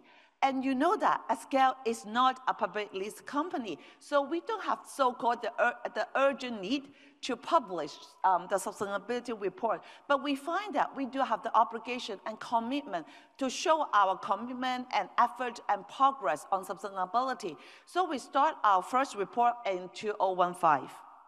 And like other big company in China, we also signed the Sustainable Development Actions with the other very big Chinese enterprise, such as Alibaba in 2019. Now, we also have our net zero pledge. By 2050, we want to achieve the net zero. And by 2035, we want to cut it into half. So today's topic is about Integral. So what is Integral? Actually, Integral located in Guilin near Yangshuo. The meaning of Integral is come from kind of like Buddhism, 十如是. You can check the Google what is 十如是 is all about, but in short, it is about the circular relationship between mankind, between heaven and earth. So a lot of people here know that Integral is a very beautiful place. But before I show you the beauty of the Integral, I will show you really the before. So it is how it looked nice, like when we got the land. It's really, really in bad conditions. So you can see the pits all over well because it's already really damaged by the brick production factories in here. So it takes us years to nurture the land, to restore the ecosystem. And how big it is, actually, Integral, the size is 1.2 West Kowloon Cultural District, that big. So it's about 500,000 meters square. And we already finished our first phase in 2020. It's only half of the land have been used. So we still have a lot of land to come to develop, and we want to come up some more innovation ideas to develop the land to drive the sustainability. So Integral, we name it as the Sustainable Development Garden. So in here, you can find a lot of the ideas and the philosophy that we believe and put it there. So I would like to stress that it's not a resort. It's not a demonstration center. We will have the real productions actually in here. You can find that. And this is the floor plan of the Integral. And you can see that we do have spinning operation, garment operation, logistic warehouse there. We do have employees, frontline operators really working in there. But of course, it is more than an operation. It's more than a factory. So now I'm going to show you the Integral. 顺着光的路径，穿过这片净土，每一个脚印都是自由的痕迹。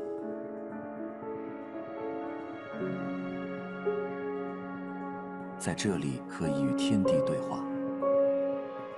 与自己对话，于繁花青之中，融入自然。This is not a property advertisement. 让园林在山野里纵情生长。山坡带，水绕栏，翠相掺。这就是益达可持续发展园林石如。在这里，我们大胆尝试。 让工业与生态交融，让智慧和景致相拥，让热爱携尊重并行，以融于山水的姿态，呈现自然与科技之美。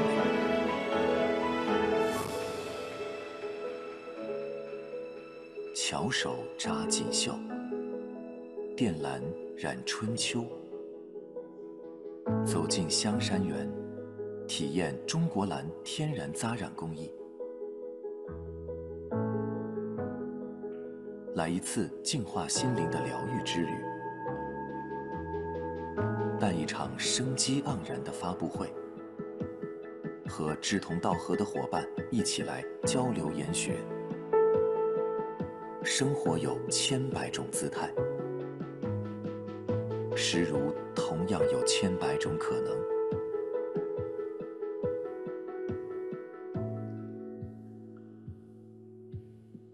又往霜来，生生不息。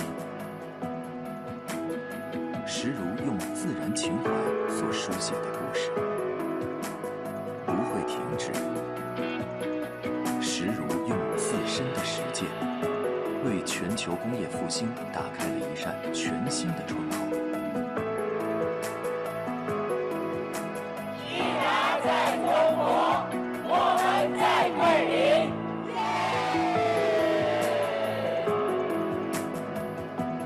So actually, this project started more than 10 years. We are transforming from a very traditional operation to what we call the future factories. So these are historical pictures. Okay, I'm going to skip that. Okay, actually, if you have opportunities to go to Integral, you can find that all 70 SDGs goals you can find in the Integral. So I think in the movie, in the videos, you are already seeing that biodiversity is one of the things that we were so proud of.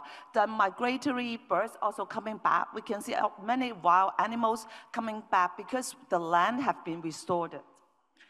And then also green design, green element you can find everywhere. And we are so honored that we got the lead OME award, the Gold Award, and it is the first greening project got this award. And more important, you can also see that because the greening is so beautiful scenery, there's zero tolerance of wastewater. So we can achieve the zero wastewater discharge here. And also, I always said that don't just attract by our external beauty, the physical beauty. There's a lot of inner beauty you can find in Integral. One of them is that we leverage the contemporary, modern management system and also philosophy when we run the operations. So here we can provide quality employment opportunities. And employees there, they're all multi-skills, they're all upskilled, and they work less. This is very important to employee. Work less but earn more because they all raise up their productivities. And also, we incorporate a lot of future workplace element here because we want to attract more talent, young people to join in this so-called the traditional industry. So there's a lot of things that we incorporate here, including technologies. We are using technologies together with people. It's not using technologies to replace people. And the other things, we call it the happy problem is people grow together with a scale so that you will expect that health issue is also a big concern. So in here, wellness is one of the key areas that we would like to explore more. And when we talk about health, one thing, of course, physical health, mental health, the other is very important is the healthy diet. So like we are here in a hotel that we just enjoy a very delicious lunch and also tea break. And in Integral, you can also taste through our food. We adopt, we call it a 24 season, different season. You will provide different food in order to help to build your internal health system. And more important, as I mentioned that we leverage technology. In Integral, every employee will download the dining apps. They will make food order through the dining apps. Using the dining apps, we can achieve two purposes. One is we can keep track of your health condition and also the intake, what you eat every day, and at the end, you can track what you have ate, the nutrition breakdown, so you'll be more alert of your health. And the other is the food wastage. Because of the apps, we have the more control effectively about the food that we produce and also we waste. Okay? And the other thing is so important. In the past panel, you always said that we can work alone. We need collaboration, we need partnership. So my role actually is the partnership development. We will partner with different institutes, no matter it's an organization or university, to promote and educate sustainability so that more and more people will understand what is the values, what will the impact of sustainability. It's not only for the business stakeholders, we can also educate the primary school students as well. So we host workshops, learning trips, and also program to different organizations and also university. And as I mentioned to you that every year we host an integral conversation, and we just finished our 11th anniversary last month. Actually, some of the speakers and advisory board members are our speakers as well. So here, I would like to extend the invitation to everybody here, because I believe that you come to this forum, you all are the like-minded people who want to make a difference through a sustainability effort. So this is my presentation today, and now I will do the Q&A during the panel discussion session. Thank you. Thank you very much, Ms. Chong, for sharing Integral with us. Please be seated. It's truly a great example of putting together business and nature, how they, integrate together, and that's a wonderful vision of sustainability. Thank you very much. Next, we're going to hear from Ms. Vanessa Chu, Regional Sustainability Director, APAC at L'Occitane Group. Please welcome. Her topic is building a purpose-driven brand with investment in people and planet. And now over to you, Ms. Chu.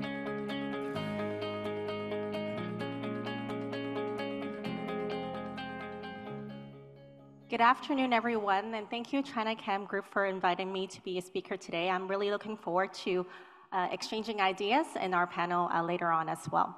So I'll just do a little bit of introduction of our group in case you don't know our brand, and I hope you do. If not, you can come speak to me after.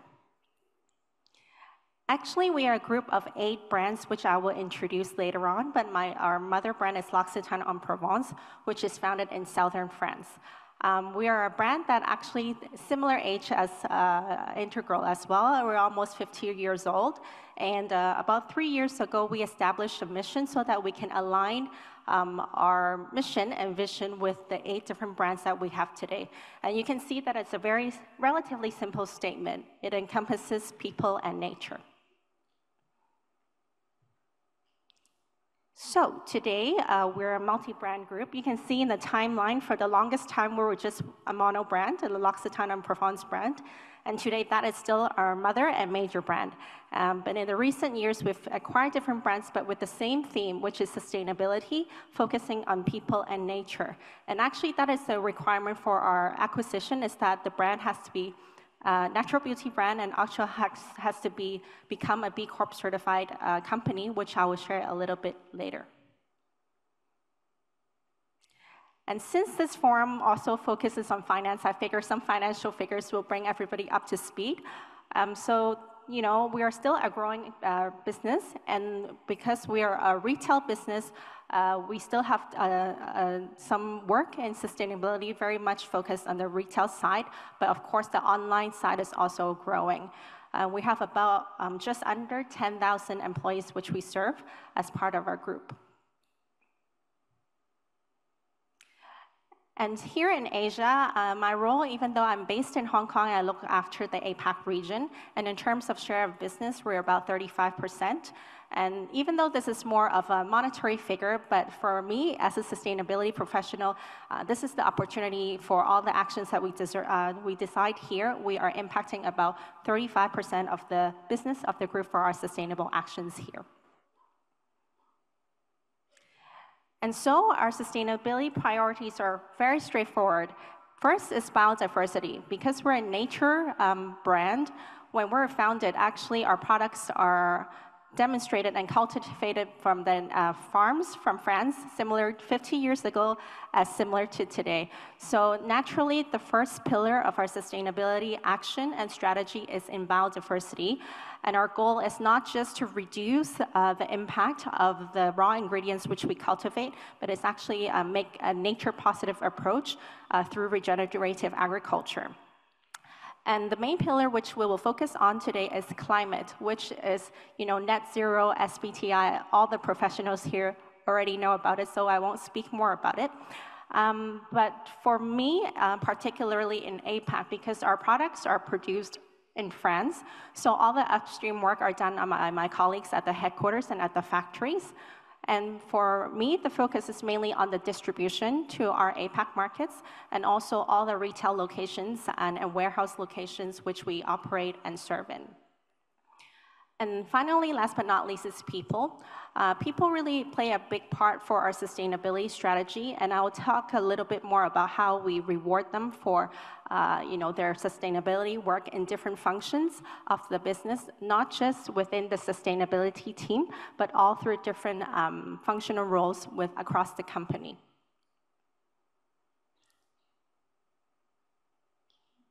And I have a little video to share about the sustainability strategy at the group level as well. Every action has a consequence, which is why the L'Occitane Group is committed to positively impacting people and regenerating nature. Our mission is embedded in our Articles of Association and empowers people to find solutions to protect and restore biodiversity, mitigate climate change, and promote diversity, equity, and inclusion. At Sol de Janeiro, the foundation for everything we do is our belief that everyone already is beautiful exactly as they are. Depuis le début, nous avons adopté à l'Occitane une approche humaniste de la durabilité. Le rôle de l'entrepreneur, c'est justement de créer un lien entre les communautés locales, la nature qu'il faut préserver, le cultivateur et le consommateur. We've pioneered new sourcing methods, agroecological systems, improved the environmental footprint of our formulas, and introduced recycling programs that empower our customers to make sustainable choices. And there's more to come. And so you'll see the main theme throughout the introduction video is actually still people and nature. And so the next point I wanted to bring is that beyond the normal practices we've been doing in sustainability since the 70s, last year we've been certified B Corp, and it's a framework that we really wanted to adopt to accelerate the operations across our different businesses, a diverse business base, and the diverse countries which we operate in. And we found this to be a very good next step of professionalizing our sustainability approach in line with the sustainability strategy for us. And for those that don't know B Corp, I'm sure you can talk to Natalie, which is our moderator, next.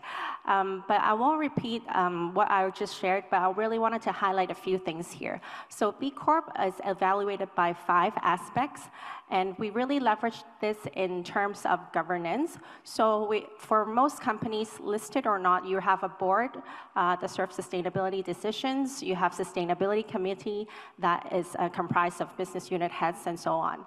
And so we took the next step further in associating, introducing KPIs for our employees, for 100% of our employees in APAC.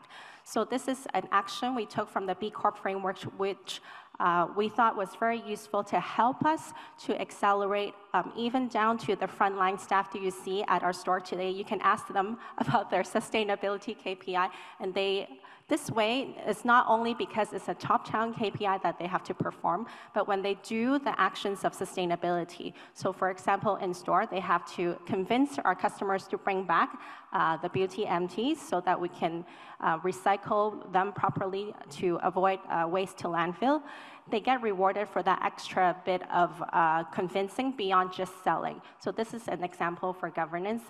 And for our community, beyond community projects with our NGOs in biodiversity and other topics, we really work closely with the suppliers to convince them to come on board through the sustainability journey with us. And this is the only way that we can really address the Scope 3 carbon emissions and more. And for B Corp is actually not just an award or a one-time thing. It's really for us how we define the beginning of the next phase of our sustainability journey. And I won't go too deeply into our manufacturing sites, but for those that are interested, we actually do produce our own products, so we have control over our upstream production. This is handled at the Southern France site, which they produce our products. So packaging formulation is also something that we can increase in our acceleration for sustainability as well. This is our second site, also in France. Okay, and bringing it back closer to home, just 2 weeks ago, we had a consumer event that is very much focused on the topic of plastics, which everybody is familiar with. So this is actually a global expedition, and it's been a project that we've invested 5 years ago. And 5 years ago, we didn't know whether it was going to set sail or not. They took about 3 years to actually revamp the boat, and then COVID hit, so it never left the dock until just 2 years ago. And finally, it's a 3-year expedition to mainly developing markets to help them to clean up the past, so giving them low-tech machines to treat plastics to make products that are long-lasting, and also to find alternatives to plastics so that we can really solve this issue beyond just our value chain.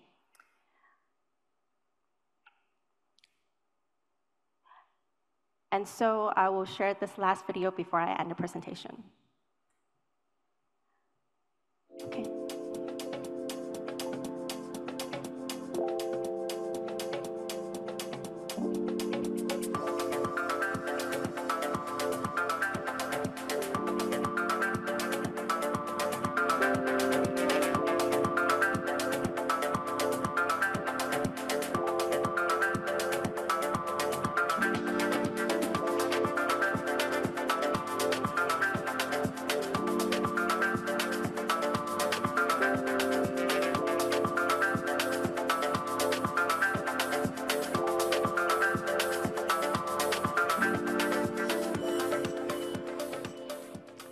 And so this project is really special for myself because actually when I joined the group 3 years ago, I had already wanted to work on using recycled materials for our pop-ups, for our shops.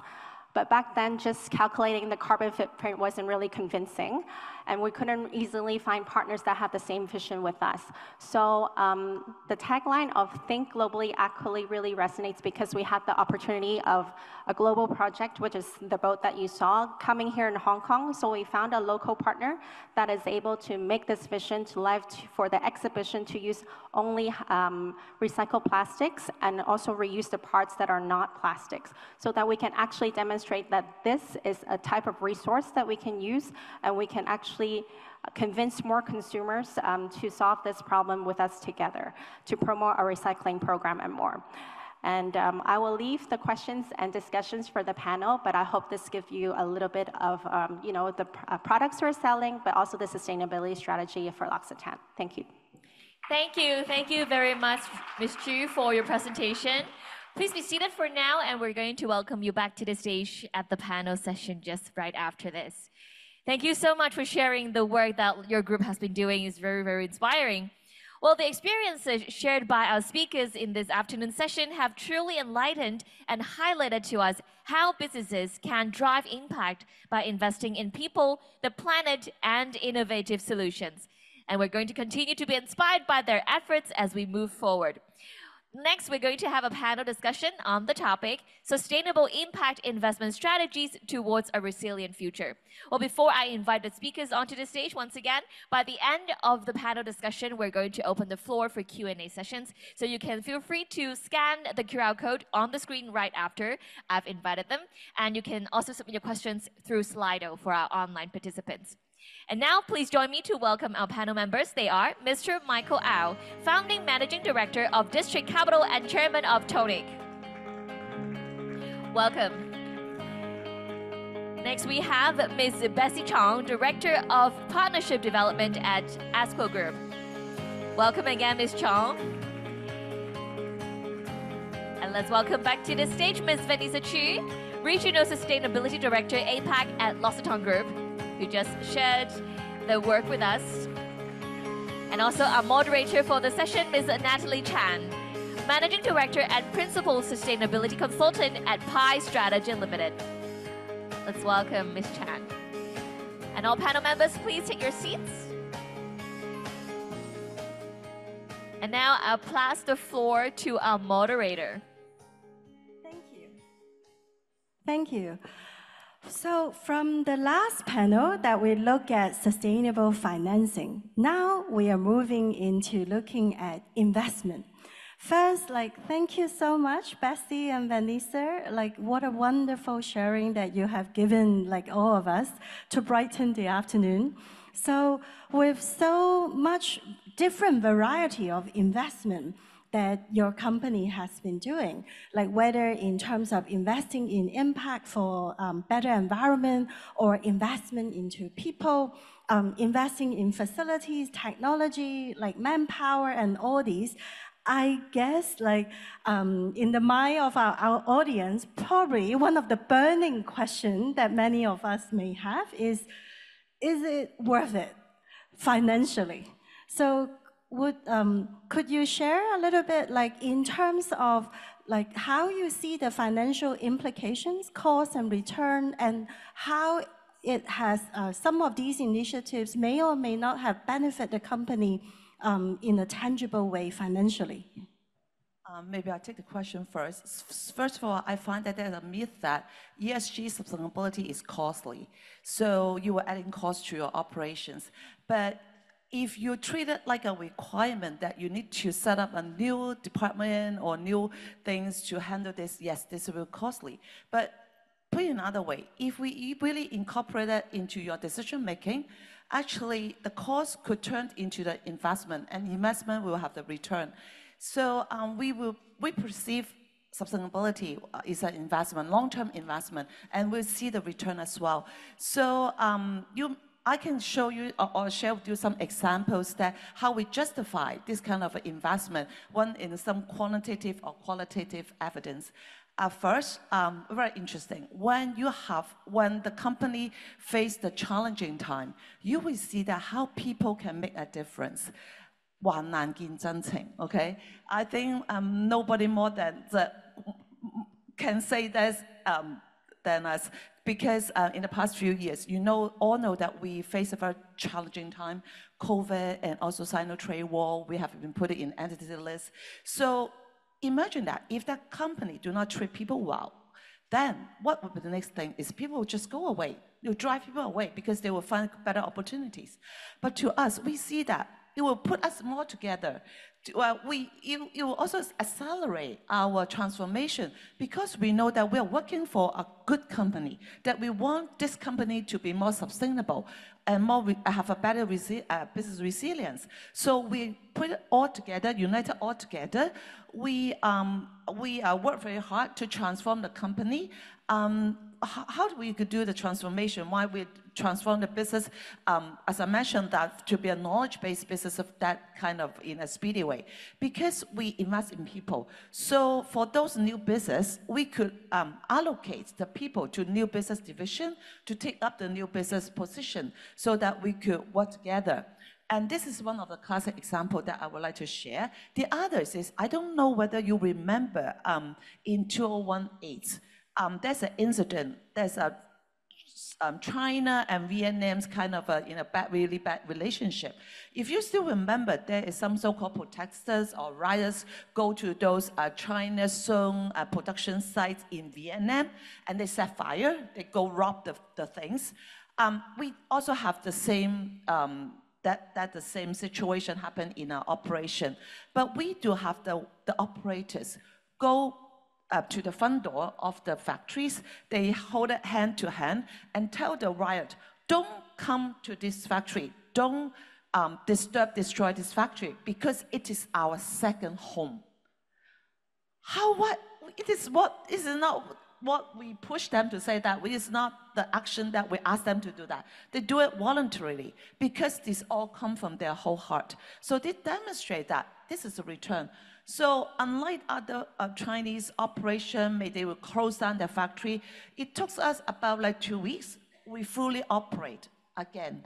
So this is something that we are so proud of, to show that you will have return if you do some good things to the people, invest in your people.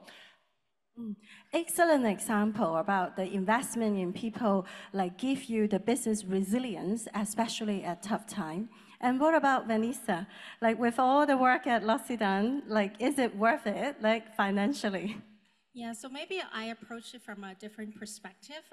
If you look at the, ROIs, either, you do more revenue or save costs. So one of the projects is actually a cost-saving strategy. And in today's retail environment, especially in Hong Kong, we are actively looking at cost-saving strategy. So one of the things that really worked for us was the distribution model changing from using air freight more heavily to absolutely no air freight to ship our products from France to Asia.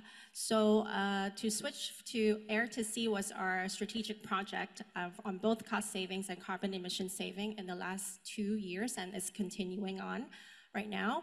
And also the last mile distribution using EV is also another way to really close down to the last mile even for e-commerce. So I think initially it was more a cost discussion or cost-saving discussion, but actually benefited both pillars. So there are a lot of solutions that are not naturally additional in cost, which I also think is a myth. Excellent. And Michael, we haven't had the chance to hear from you, but I must say, like, we are really fortunate to have you on this panel with not many, like, in Hong Kong have such deep, over a decade hands-on experience in terms of impact investing, and also with your, like, leadership on the regional and global level, like looking at family offices doing impact investing. So I think similar burning questions. So whenever sometimes people hear about impact investing, they think that you just have too much money so that you don't care about return, or you are willing to sacrifice return or having no return to do good. So do you agree with that? I think it's true. We do generally have a lot of money. I think that the difference is that when family offices plan for return, we think about it in decades. And I think, as a private company, I think that resonates with you. We can suffer risks on a quarterly basis. We cannot suffer risks to our long-term plan to protect the family. And I think that's true for many of the families who is a part of the Tonic community. We have 550 around the world. What we care about is not only do we apply sustainability measurements in terms of our investments, we care about the value that these companies represent. ESG without values is a very dangerous thing, because then it's without leadership, it's without thought, without care. I think these two companies are tremendous opportunities to lead their respective markets in terms of best practices, finding out where cost savings are to boost their returns, but also create this world that we want to be in, and not the one that's either just sustained from now, which is not really actually sustainable and not depleting. Excellent. And could you share, like, a bit with all of us, like, what are some of the key trends that you observe, like, in recent years, in terms of the whole impact investing field? We just exchanged that. I was, 2 weeks ago, I was in Amsterdam for the Global Impact Investment Forum. I find that having like skipped the COVID time, been back, I find that the conversation is quite interesting that have shift from the struggle about, do we really have to do it? Like, does it really make sense?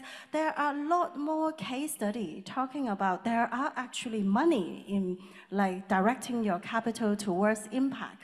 Like healthcare example, I remember a PE fund sharing, like, for the last 7 years, directing their funds looking at helping affordable healthcare.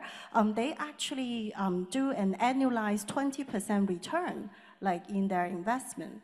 So, like, I felt like that the conversation has now shifted into more towards, like, people starting to discuss more about what kind of model, how do we do it more accurately, how do we measure impact, and how do we manage impact. rather than still struggling about whether we should or we should not go for impact? Yeah. I think you're absolutely correct. I think that the volume of that conversation is slightly lighter here in Greater China. I was just at another conference where, a couple of the regional countries, our neighbors, they have a much stronger participation from the government, funding and developing different structures that Elaine mentioned. So, is there something that, that our regulatory bodies can help individual investors to do more of our capital? I think that's voting with our dollars is definitely what we're interested in doing. Excellent. So I think another common questions that we would experience, whether speaking with investor or speaking with corporation, is that we want to do good, but we also need to make money, right? So because we answer to the family that we need to provide return, or we answer to the investor as fund managers, we need to bring back return. And as corporations, of course, you need to become profitable in order to sustain, so that the people that work for you know that they will have decent job. So I think, could you share some of your experience in terms of how, whether from the investment side or from the company side, how do you make decision navigating the tension between your impact goals and your financial goals? How do you actually navigate that tension? What's some of the tips and parameters in decision making? Maybe I take this question first. Really agree with Michael that when we make decisions, a company have very strict guideline. Don't go for short-term profit and sacrifice your long-term goal. So we really do it because Integral is a very beautiful place. Actually, we also come across this kind of a challenge because we never do. Not many companies do this kind of project. And when we start this project, we really want to set a very high standard. So there's come across some decision is, should we go for to just go through the threshold standard and in order to meet the project timeline, deliverables, and also manage the budget, or we still need to go for that kind of a standard? And we find that there's a new joiner, the project managers just make the decision, because the industry have this practice, so I make the threshold standard and I meet all the requirement good, so that I have a very beautiful, the book. But when the management find out that, they really stress that long-term investment is more important than short-term, because this is a showcase of our commitment of sustainability. We cannot just sacrifice that. So even though when we need to values and missions and our vision is placed more important than the short-term profit. So even though that we may need to remove some of the facilities, that we need to rebuild that, but we need to demonstrate that we have this kind of commitment. So to us, it's really clear. Values put first. Yeah, I think from my experience, I don't know if you know different companies and how usually there are different teams working on just sustainability and the operations team. And some schools of thought think the bigger the sustainability team is, the better the strategy is. But actually, for my company, it's just myself and the rest of the functions. And I think this model works for us because I don't have a lot of the tension, because every single action within my strategy, I have to convince supply chain, I have to convince HR, I have to convince all the different stakeholders to put it into their action plan for it to happen. And so I think the way I solved what you call the tension is to work with the revenue general management team, because they're the ones looking at the customer base and the closest to business. And for the last very stylish video that you saw is not a typical sustainability approach, but we really try to marry sustainability, impact, and customer retention together to make it a business case so that it's really integrated in the business. So it's not, if we have a 3-hour business meeting, I only have 5 minutes to speak. I'm talking about customer retention, but how does sustainability support that? I might have to answer that in a slightly different way, of course. What I noticed in Asia is a lot of multi-generational families using impact investments as a way to communicate values, the family values, rather than welcoming the next gen immediately into the family business. Sometimes they look at investments together. It's easier because it's a subjective, it's a third party, it's a sandbox.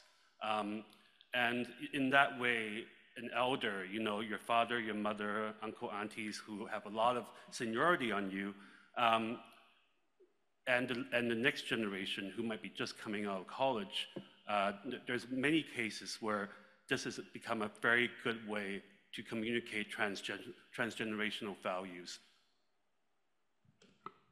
So I heard whether from the investment side or from the company side, having the right values and anchoring your impact and your financial goals, back to your values, and then embedding into your decision making, and having a longer term vision to what you do and for value creation rather than immediate cost saving and profit making. So another aspect I think is very special for this panel is that I've been to many different conferences and events, and oftentimes it's either with the investment side, or it is more about the corporations. So thank you to Sylvia and Samuel for curating this conference and putting a very precious opportunity that on stage we have both representation from the investment side and then representation from the corporation side. So let's have some fun, right? So when I talk to some of the investors, asking them, can you channel more flow of capital to drive impact? Some of the investors say, but we don't have the right asset to invest into. So it's hard to understand how they are actually performing their report. Some reports are trustworthy, some are not that trustworthy, so I can't make my financial investment decision on it. But at the same time, the corporations would think that like Bessie, like Vanessa, we work so hard, we engage the entire team, how many people we need to convince in order to bring some marvelous initiative to life. But then we also fill in tons of investor survey, but we never know whether the investor actually make investment decision because of that. So there seems to be some huge opportunity of synchronization and collaboration to really make investment into driving impact a thriving prospect. So why don't we challenge each other then? So from the corporation side, like Vanessa and Bessie's, what do you think, what are the messages that you want to bring to the investor? What do you think the investor can help do in order to facilitate more and deeper and wider and faster sustainable transformation to happen at corporations? I will encourage the investor to learn more about the domain knowledge of the business and the latest trend of the business itself, rather than focus too much on some so-called reporting, compliance, because there's a lot of evil hidden in the details. Okay, so that's why we organize different kind of study tour or program to invite different stakeholders to join. And I always said that don't just spend one day in Integral, it's not enough. You at least to spend 2 full days in Integral so that you give us enough time to tell you the story, the business behind, and all the information, important things that will help you to make the decision. Because we are very transparent, we want to educate the bigger group to understand how our business really operates, and then how you could make a better investment decision, because you win, we win as well. So give us more time to understand our business. I think my suggestion would be look beyond ratings. I think ratings work for some types of industries, but really look through, ask the difficult questions throughout the entire value chain of the company. And some companies might invest in one project and promote it very well, but you need to really ask the details behind it. Do the teams understand, the mission behind it and the measurement behind it? Even though sometimes there's not a lot of framework for biodiversity, is not as advanced, but are they trying to at least solve some of the problems that are integrated within their value chain? And are they trying to measure it and benchmarking against at least their peers, and even better in the outside of their own industry as well? So it looks like both Bessie and Vanessa think the investor community have an opportunity to deepen their knowledge, like whether about the industry and the industry relationship with environmental and people impact, so as to make decisions that can actually deliver future earnings, but at the same time also direct capital towards more impactful change. So Michael, do you agree? Do you agree that the investor community are yet to have opportunities to actually grow deeper their knowledge in terms of sustainable development, impact goals and all these? I believe there's definitely going to be and will continue to be a knowledge gap. I think that if you expect the investor to understand the ins and outs of your industry, I think generally they would not be able to see into your future. I think some of the fund managers that we work with, District Capital, not Tonic, I work with, would use different assessment tools. And it becomes a whole sea of different assessment tools, and the alphabet soup, we call it. I do find that there are some tools which are a bit more holistic. I do like, and not to be an advertisement, I do like the B Corp assessment assessor tool. I think that when it goes beyond ratings and becomes a blueprint to a sustainable and values-aligned, purpose-driven business, it's a bit more meaningful besides than just ticking the box. And what about you, Michael, from an investor's point of view, from family offices? What would you suggest for companies or startups to do more or to do differently in order to facilitate you to drive capital towards impact, as well as return, of course?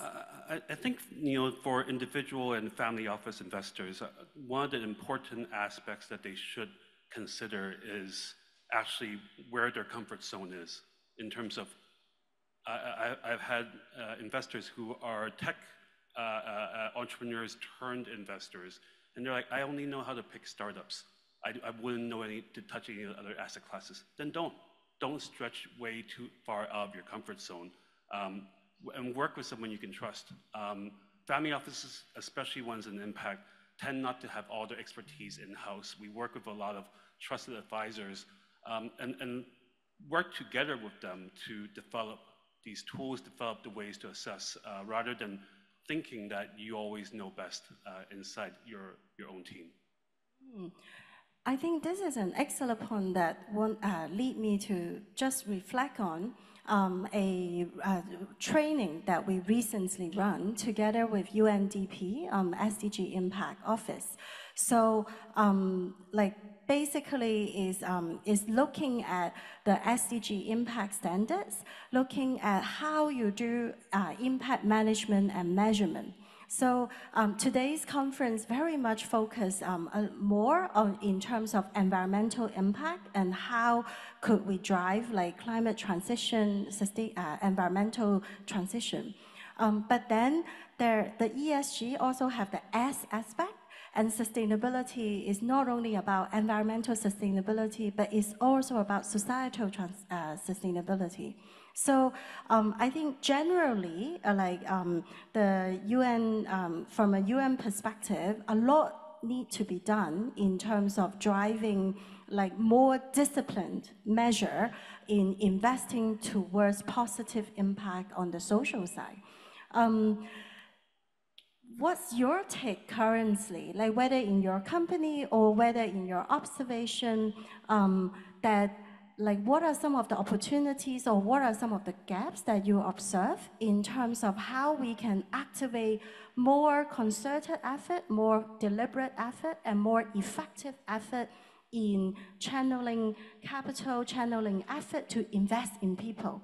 Because we often hear about when it comes to social related issues, is very intangible.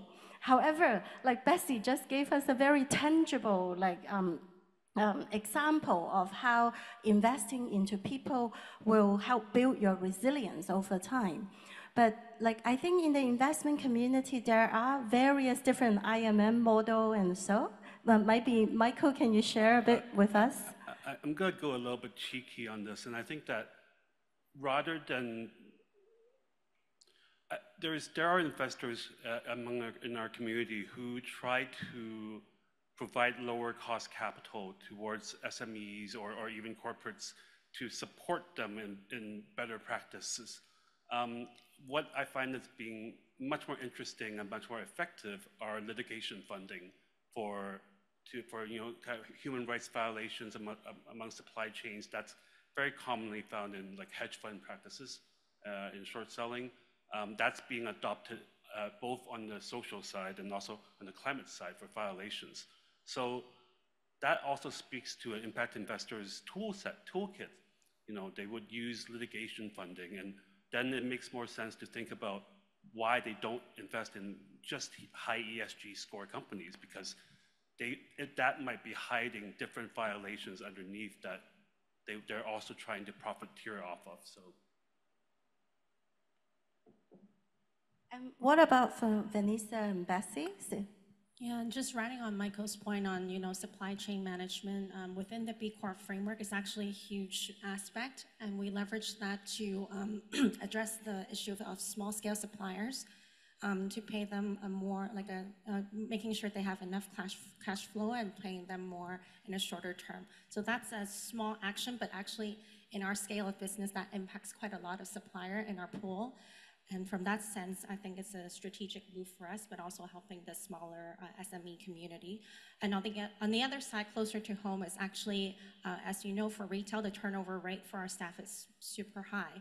And so one of the ways we manage our talent pool, especially our frontline staff, is to make sure that they have a living wage, not just minimum wage, but having a meaningful wage to assessed by a third party with the different markets that we operate in, so that they are living comfortably while working for us, and having career development that also has environmental and social aspect within it. So we also think that it's a career development to teach all of the staff, not just sustainability staff, but also even our frontline staff. They have to learn about climate transitions, maybe not in the technical terms, but relevant to their job. And so in these aspects, we couple both E and S together. I can share some very interesting stories, because people we always say that our largest assets, because we are still the manufacturing company, so we have about 20,000 people. So if you imagine 20,000 people, this means 20,000 families. So we have a bigger impact. So we have done a lot of things to educate our employees that sustainability should be in your own blood. So it's not something that the company asks you to do that in this way and then go back home and then you do it another way. So one thing is very important, uniform. Everybody will have a uniform. And you mentioned that if you understand that circularity about recycle uniform, or we call it the recycle clothes, what is the most difficult part is you really need to take off some of the buttons or some labels and then put it to do the recycle. So in order to ask them to just collect all the old uniform and then we give you the new one, we do the recycle uniform campaign that everybody needs to do a little bit like sewing, cut the label and things like that, and then to do it together with their kids, and then to educate them about like this kind of green knowledge. So this is the little thing that we want to do it with the people. And then we talk about the education. We also think that education is very important. Why in Integral, there's a lot of a new concept we implement there, including trust and respect, these kind of things. But if we don't educate them enough, they will just take it in the wrong way. So we do have a mobile apps as well, leverage the mobile learning, that we launch out more than 50 modules to talk about work well and live well, and teach and share with them that the true meaning behind all those kind of initiatives. So we are not asking you to do that. When you know the reason behind, you will do it voluntarily. So in a scale, we do believe that learning and education, we build it first before we roll out this kind of initiative. And what I pick up on is the sense that a rewarded workforce who's well treated become a very resilient investment in my eyes. It's not fragile, it could weather storms. Yeah, exactly. And also in our work, like with some corporations, I can give an example, like working with an Australian-based conglomerate, like looking at their investment into wellness program, like mental wellness, physical wellness for their employees, but really using a social return on investment model to quantify what's the input, like what's the investment into it, and how it, what kind of return it would bring, and then track it over the years to see how effective their program is.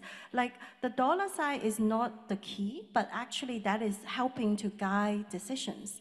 So before we close the panel, I would invite like all of you to each share like taking this opportunity for a bit of advocacy, that like what are the message, what would you like to advocate for the audience to join hands in driving sustainable development? So for myself, like I'm not sure like if all of you know that for the 17 UN Sustainable Development Goals, the 17 UN SDGs, like underneath the 17 UN SDGs, there are 169 targets. That those are important targets to lead our world to be sustainable, like on a global level, regional level, as well as on a national level.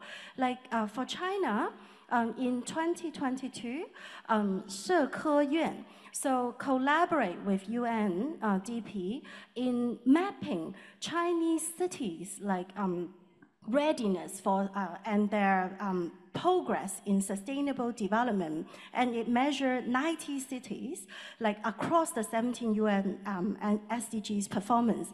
Unfortunately, Hong Kong was not among the 90 cities, and now that we have Dr. Lam here, I would like to advocate that like there is an opportunity for Hong Kong to also map how well we are performing on the 17 UN SDGs, so that like the government can take a leadership to guide capital, guide corporations to join hands in investing in the right directions. And the UN, every year, they publish a progress report, the world's progress towards the SDGs. I would let you guess like how well the world is on track in meeting the UN SDGs. The SDGs, they are all unanimously signed off by nearly 200 member states back in 2015. Right now, all the goals are for 2030, so we are now exactly midway. So, make a guess, like who thinks that we are, well, I'm not saying we have already achieved the target because the targets are for 2030. So what do you think? You think the world, like among the 169 targets, do you think we are 100% on track towards those targets? Anyone? Raise your hand. 80%? Who thinks that the world is 80% on track towards the Sustainable Development Goals? 50%? Any hands? Thinking, okay, thank you. Okay, we have some hands. 50% on track. Okay, 40% on track. Anyone? 30%? Okay, we have more hands. 30% on track. Okay. So if you Google, like the SDG Progress Report 2024, the world is off track on 83% of the 169 targets towards the sustainable development and inclusive development for everyone. So we are only on track for 17% of all the targets that have been set.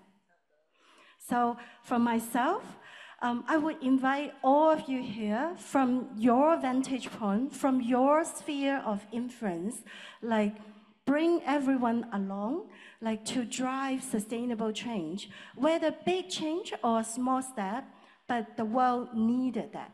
And because how poor we are in moving towards those targets, it also presents opportunities.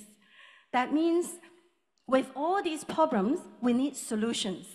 We need businesses to provide solutions to help us leapfrog, to help us accelerate in meeting our goals of no poverty, no hunger, climate action, marine biodiversity. All these need companies to invent new solutions, the wonderful project of the Odyssey.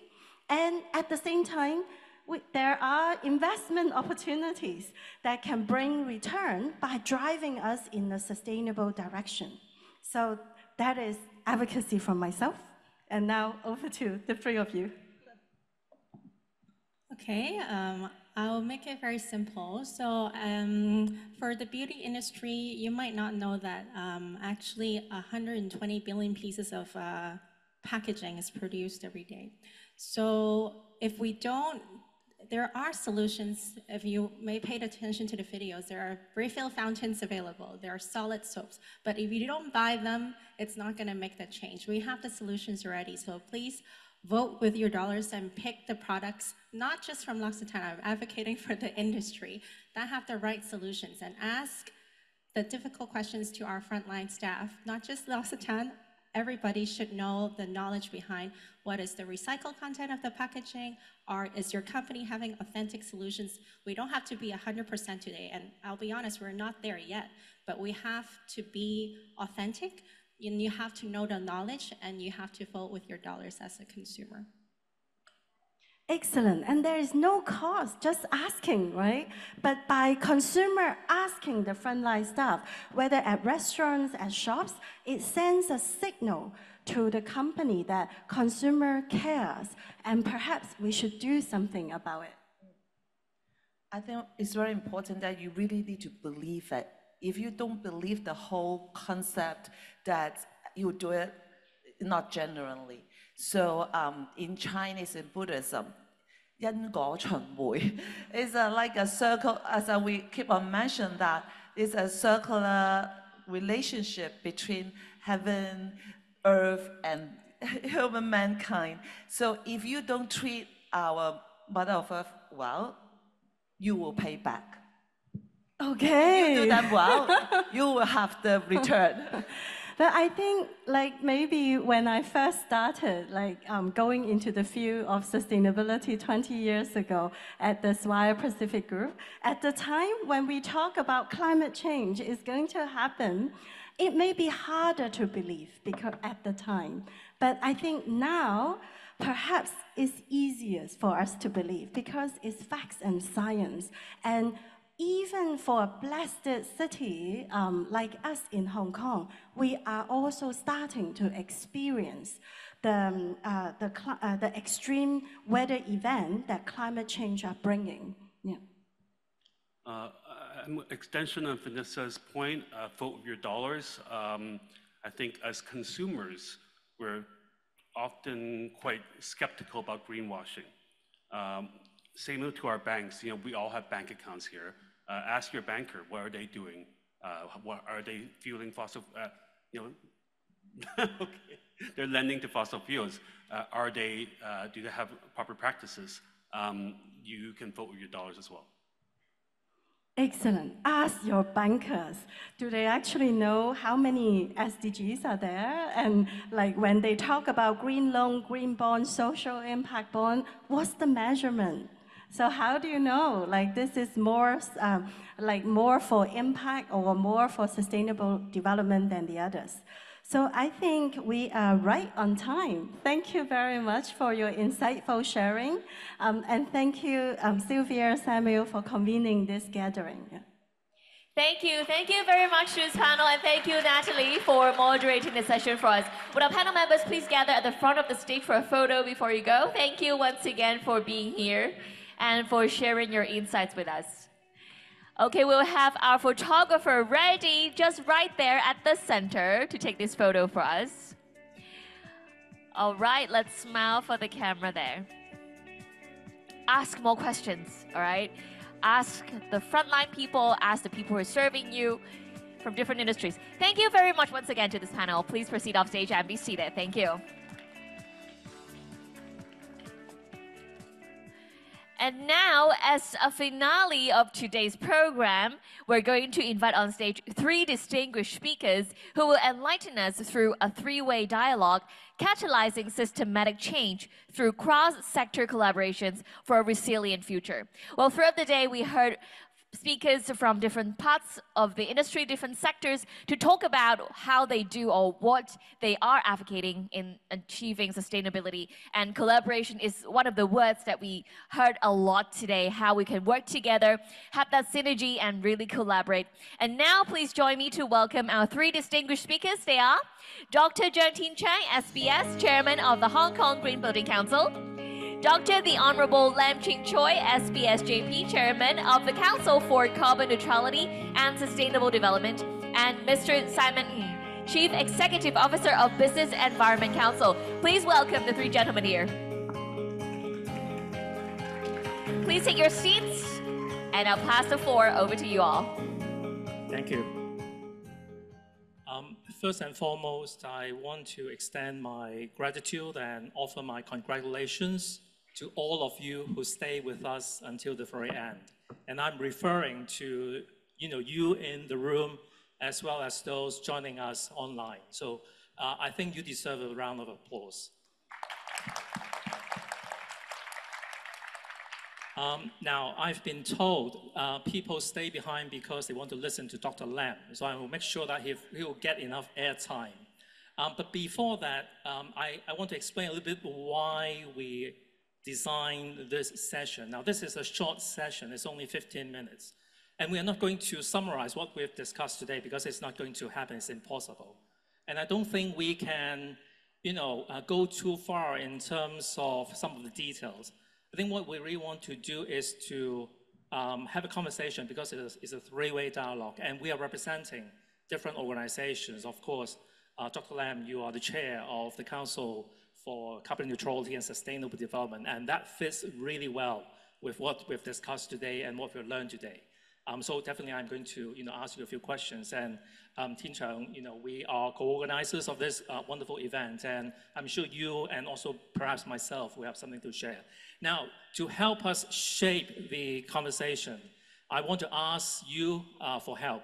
So please take out your phone. I think we have a QR code, and I need you to help us answer 2 questions. So if you can scan the QR code and then answer the first question. How confident do you feel about implementing what you have learned at this conference, either in your workplace or in your organization? Wow. 100%, very confident. Okay. Okay. Please participate in this poll so that we know your sentiment. I don't believe you. You're very confident? Are you sure?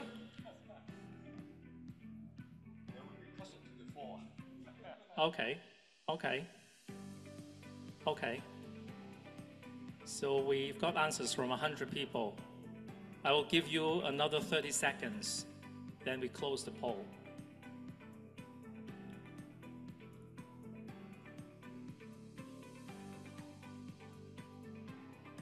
Okay, 15 seconds.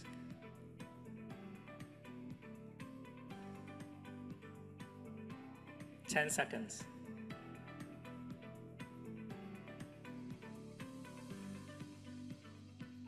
Good, we're done. Okay, now most of you said you are moderately confident and or even very confident. So I think it's good to know. Okay, so can I have the second question? Now this is about resilience. So if you can type in a keyword or keywords about your sentiment towards a resilient future, what do you think? Can you just type in the keyword that relates you to our journey towards a resilient future? Any words will do. Oh, it's a task force on nature-related nature-related financial disclosure. Okay, we'll give you 30 seconds. You have to type quick.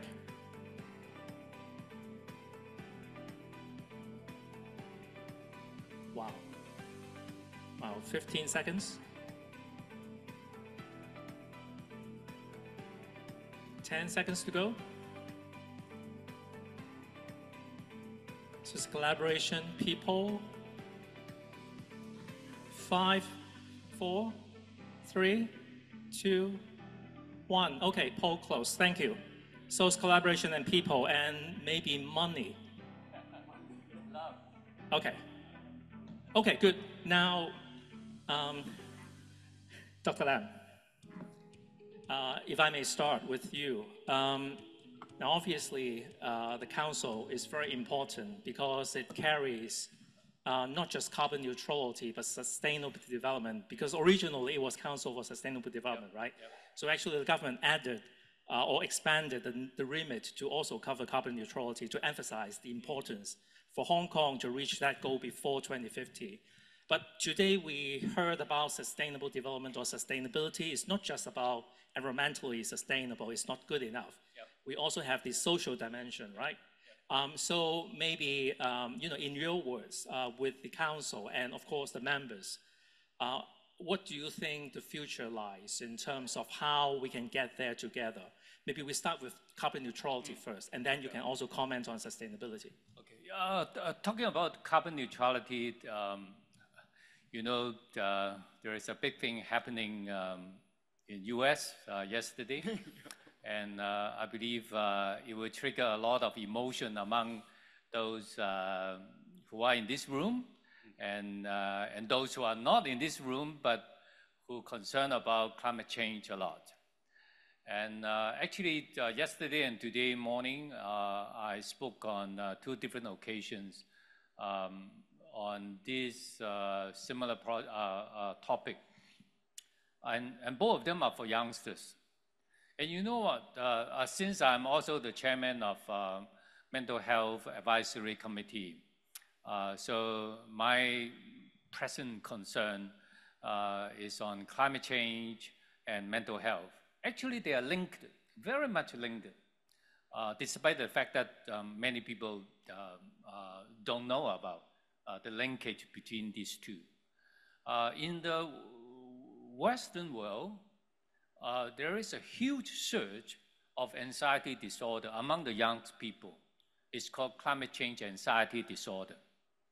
And I can understand that because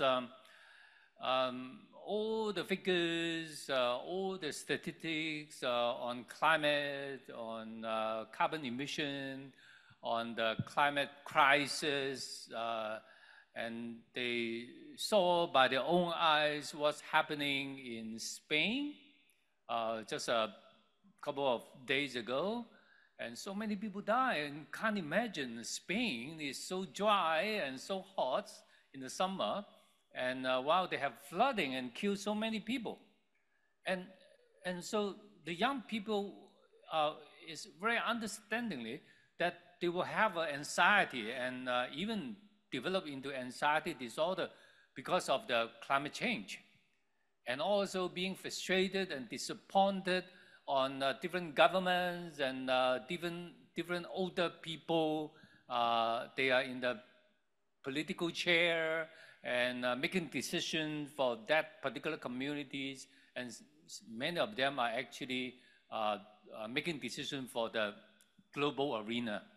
And so they feel frustrated, they're anxious about what will happen 10 years, 20 years, or 30 years down the road. And back to Hong Kong, as a chairman, I would say for our youngsters, they are less anxious. It's partly because of education, partly because of various other things. But for me, my concern is how we can reassure the public, especially the young people, that we are doing the right thing. We may not be able to solve all the problems in the world, but at least we are doing the right things for Hong Kong. And this have been, the strategies, the roadmaps have been shaped by KS in the last term of the government. And for this term of the government, I would say everything are pretty much in order. We have the roadmap, we have the strategies, we have the milestones, and we have the KPIs. And so we are doing fine, I would say. And I'm very happy to heard the recommendation by Natalie. I will give this recommendation to the government that we should do our assessment on all the SDG too. And so much so that we can demonstrate to the world that Hong Kong is just a small city. And for urbanized city, I would say we are less advantageous in designing our climate action because we don't have a big forest, we don't have many other things. And, but we do have guts. We do have our wills to do the things in a correct manner. So in conclusion, in a nutshell, I have full confidence as you all guys that at least for Hong Kong, I can't speak for other areas. At least for Hong Kong, we are in the right track. And I believe this not only on the climate change, not only on carbon neutrality, but also on other SDG areas too. Okay, thank you, Dr. Lam. I think it's very encouraging to hear from you that we're on the right track. But it doesn't mean that we can stop. Actually, we need to continue with all the work that we are doing right now. Now, you mentioned the anxiety, and I think that's partly associated with the acronyms that we have to learn almost every day. New ones popping up from time to time. It's difficult to memorize. Now, Tin Chang, to you, we saw that from the poll. Actually, people are quite confident or moderately confident. Well, of course, we know on the ground, when we talk about buildings, for example, that's your focus with GBC. There's a lot of existing buildings that need to be solved, a lot of issues. What are you focusing on right now with GBC in the context of people having some confidence, but of course deep down we know there's still a lot to be done? Thank you. Actually, thanks for the poll, because that let the Hong Kong GBC know what the public is concerned about collaboration. That's why we have this cross-sector collaboration forum today. And actually, our work based on 3 pillars. The first one is on network. Second one, knowledge. And the third one is system. On the network front, we want to promote collaboration and public awareness. For knowledge fund pillar, we want to assist to consolidate and spread knowledge. For system fund, we want to make sustainability and decarbonization efforts measurable. I think with these 3 pillars, we have a lot of initiatives. Say we have widened our membership to include financial institutions and material supplier, and we keep on arranging many joint events like today with Chinachem Group, we also have some other in-depth training to all the green building practitioners. With all this, we want to build up a network so that we can jointly work hand to inspire change and integrate solutions for a resilient future. And on the knowledge base, we have published a number of guidebooks. For example, we have the climate change framework, which assists all the practitioners know how to measure climate risk and how to tackle with it.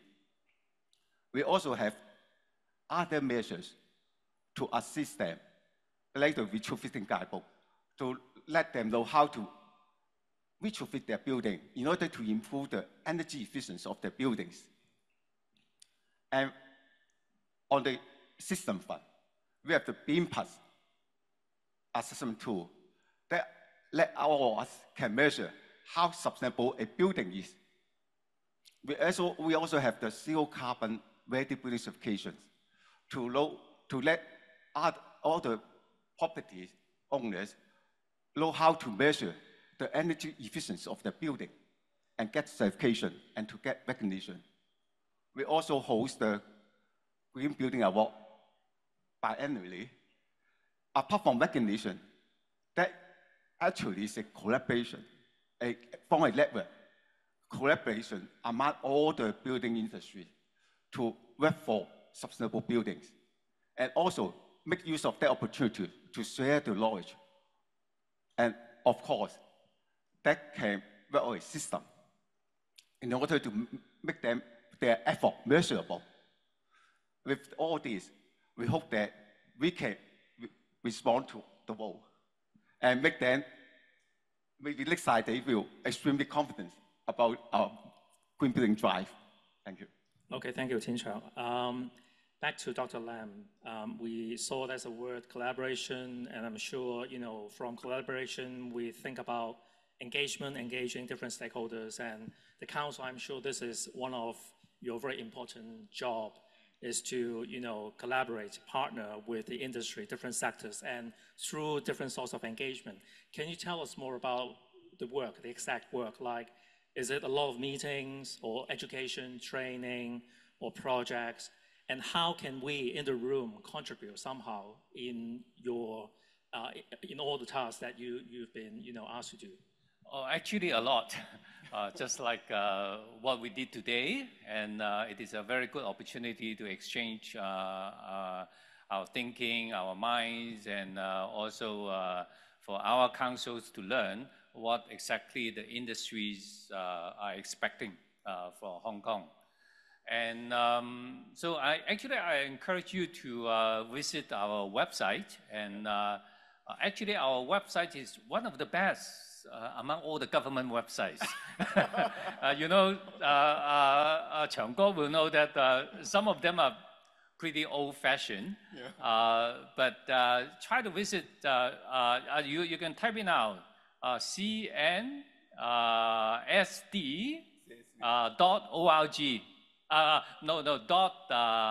.org or .government. Is it GOV?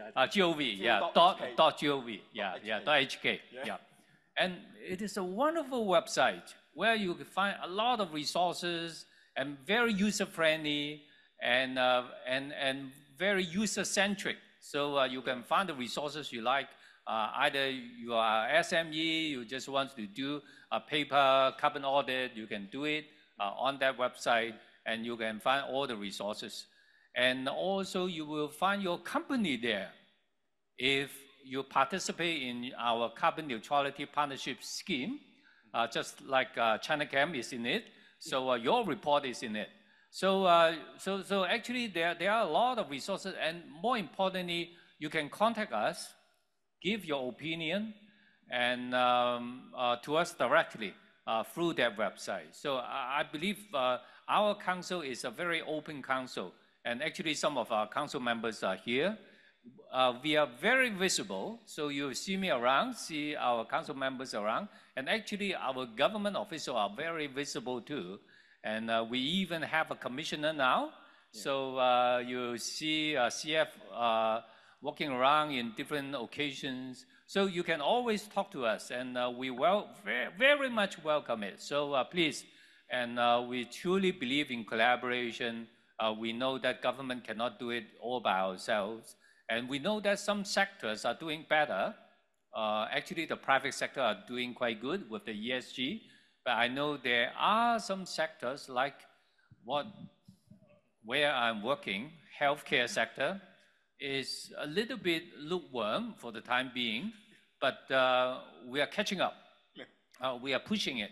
So just collaborate more, and maybe your sector may not be as keen as other sector. Just talk to us. We try to collaborate with more forums, more discussion, or even some pilot projects, so much so that we can stir up the attention and stimulate the growth of carbon neutrality. So yeah, please contact us by whatever means you like, and we would like to collaborate.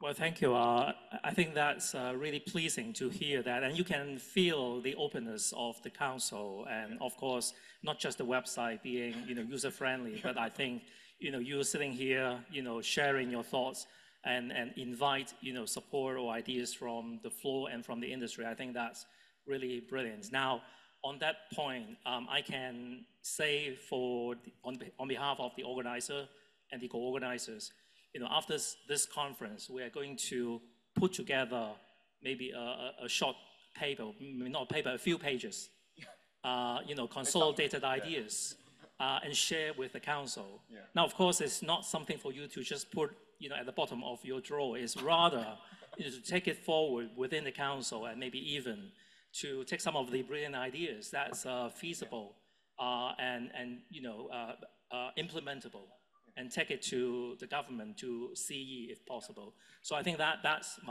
our wish, and definitely we will send you something pretty soon after the event. This is supposed to be a three-way dialogue, so not me just asking questions. Do you have any questions for me? I'd also like to know what the role played by BEC for the Resilient Future goal. Actually, it's quite similar to GBC. So GBC focused mainly on the built environment sector, right? BEC focused on all sectors. So we are encompassing and trying to facilitate and help all industry within the business community to achieve environmental excellence and carbon neutrality. Of course, we usually say net zero, and that's very important. And behind that is also about the use of resources, because we are facing resource depletion in the world. So promoting and actually practicing the circular economy is very, very important. So that would be a second focus of BEC. Yeah. We talk a lot about resilience, adaptation, how we protect our assets, how we measure the risk and be responsive to that. And we are already organizing some events on that last year, and we will continue to do that. And I think this event in particular is a real example of how BEC and I'm sure also GBC work together with our members, with the corporate world, and also with the government, because without this kind of collaboration, without the platform to share ideas, to share even the pain points, sometimes the successes, but very often the failures, but how we can overcome the failures and the barriers, and how we can learn together and come up with solutions that's going to benefit everyone that need that kind of solutions. I think that's our common vision. Yeah. So I would imagine there will be a lot more collaboration between GBC and BEC, and of course with our members like Chinachem. Did I answer your question? I think it's quite clear. Certainly. Okay, Dr. Lam, anything you want to know from us? No, I just noticed that we're time's up. I try not to not look that way. So I just very much encouraged by your participation and what you mentioned, the collaboration. We need more love, and we need people. We need to just work together. I think this is exactly what the government would like every sectors are doing. And I'm very happy to see what you have achieved today, and I'm looking forward for that few pages of paper. Okay. Now, on behalf of our organizer, Chinachem Group, the co-organizers, GBC and BEC, I want to take this opportunity to thank our expert panel members, of course, our supporting organizations, all the speakers, panelists, and moderators, and most importantly, the audience, which is you. Thank you very much for joining us today. I hope you get something from us, and just don't just put it somewhere and don't use it. I think the most important thing is how to turn those new knowledge into action.